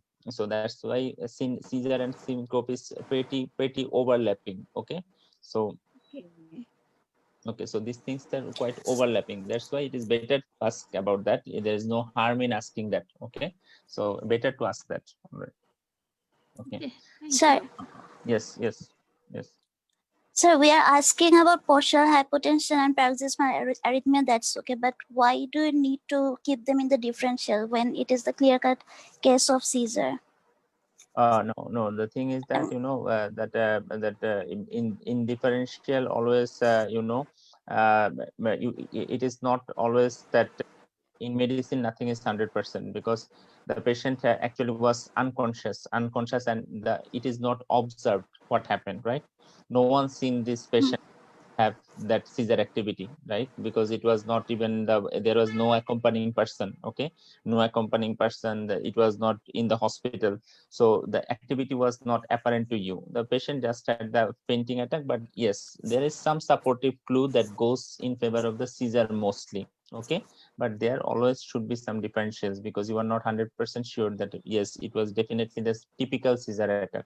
Okay, so definitely you will tell my differential diagnosis, it is seizure, mostly due to some electrolyte imbalance, most probably due to the dilational hyponatremia due to excessive amount of fluid intake and binge drinking. So this is your diagnosis. But I also want to exclude some other differentials like postural hypotension, as the patient is taking antihypertensive medication, and also the patient might be having some sort of paroxysmal arrhythmias. I want to exclude it by doing a ECG tracing and the Holter monitoring, but though it is very unlikely. So it is the smart presentation that okay, I have also considered, but it is unlikely, and I will just exclude it by doing this, because you cannot afford to miss some cardiac arrhythmias, because it can take the patient's life. So if you don't even exclude that with a collapse or fit patient, it is a crime. Always, whenever the patient has the collapse or fits or whatever it is, you have to go for the Holter. It is the most vital thing, because if you miss some by vulnerable arrhythmia, you might lose the patient. Okay, so it's important. Okay. Okay, so you have to present like that. Okay, so now your today's task. Okay, today's task, like elaboration of the headache. Okay, elaboration of the headache, you all know about the OD para. Okay, onset, duration, progression, aggravating factor, this is everyone knows. But what are the vital questions of the headache? Okay, so if you come to know that where is the headache, okay, where is the headache, like there is some significance of location of the headache. If it is unilateral throbbing type of headache, it is migraine. If it is band like of headache, then it is tension headache. If it is mostly at the back of the head, then it can be something like subarachnoid hemorrhage. If it is around the eye and around the eye globe of your eye, so it can be something like cluster headache. If it is associated with watering, nasal stuffiness, ptosis or something, it can be cluster headache. So if the patient is having the headache in the temporal region with the temporal artery, some cord-like temporal arteries or anything like that, so it can be giant cell arteritis. So where is the headache? It is very important. Then is there any is it the first time episode or any previous episode? Is the patient was previously diagnosed with migraine or not?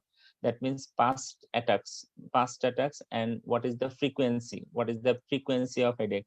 Like it is coming like the clusters, it is coming like the migraines and all. Okay, all right. Along with the headache, any vision problem, and if it is the vision problem, which sort of vision problem it is?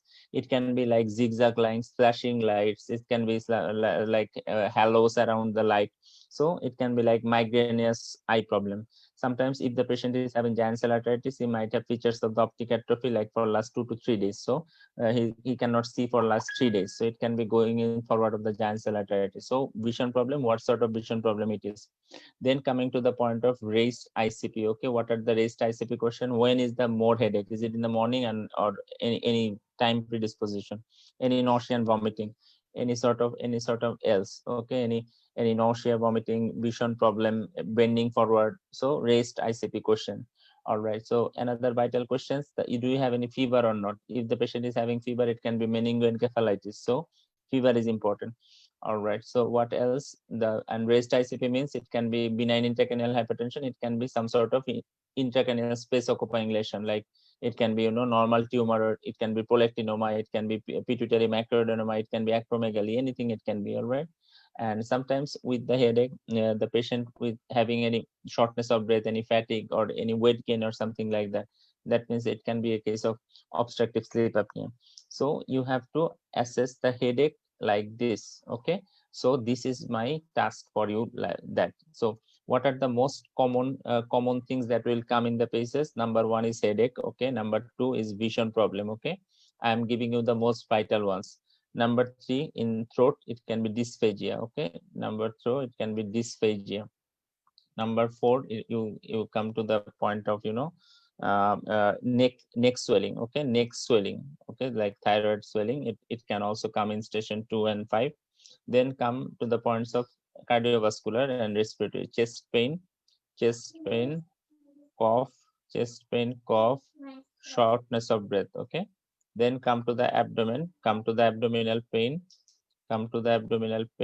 okay, then come to the abdominal swelling, abdominal pain, abdominal swelling, then come nausea and vomiting. Okay, nausea and vomiting. All right, then come to the point of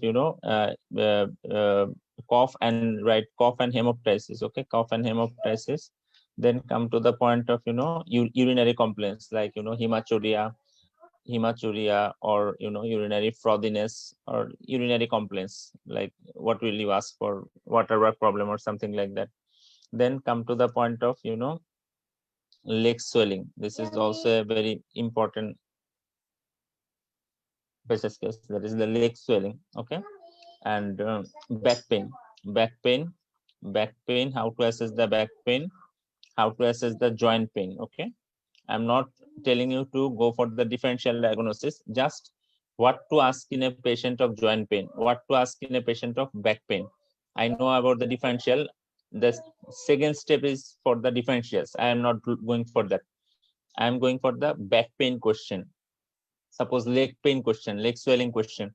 So I want this sort of, like I can give for the example of the leg swelling. Okay, just try to understand that whether you have the leg swelling. So is it in the one leg or the both leg? What is the extension of that leg swelling? Is it up to ankle or mid shin? Is there any pain in any leg? Is there any reddening, any skin changes, particularly color change like red color change or anything like that? Is it unilateral? Is it bilateral? Okay, does your patient is having any sort of fever with it? If there is any fever and if it is unilateral, it can be cellulitis. Okay, or any calf swelling is there, any calf swelling is there or not? Okay, any joint pain, in that swollen leg. Okay, like ruptured Becker's cyst sometimes with the joint conditions. So these are the particularly questions for the leg swelling.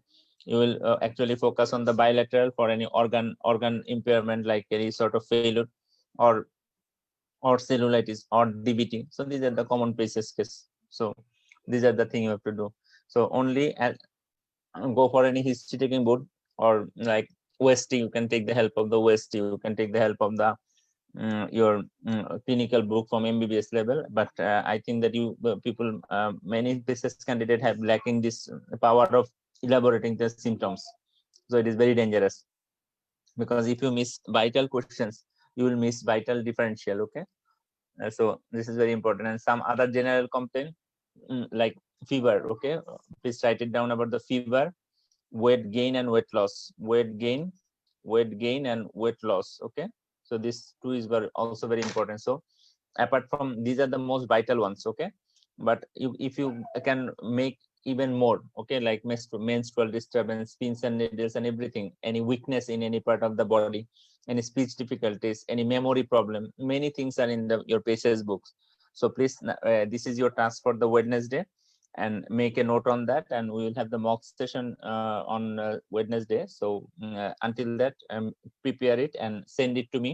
I will check it and give you the feedback that how you did that. Okay. So until that, good night. And I am also keeping open the session for this November. The listening will be open for all our candidates. Those actually ended their session with the PACES work, but as due to the COVID situation, I have decided that I will allow our previous, we ended in the October for all the candidates. So I will open the listening slot for all our candidates until this November. Okay, so next 2 or 3 or 4 classes, all will listen. And within this time, please make up your mind, so that if you we really want to help you to pass the PACES. Okay, and we want that you stay with us. We really want that, so that you can easily pass the PACES. So stay with us, and you can take decision within 15 days, and you can take the extension. Okay, this is the thing. All right, good night to you all. Bye. Class করবার খাবার এই জন্য দিছি thank you. তুমি খাবা না? না আমি খাবো না তোমার জন্য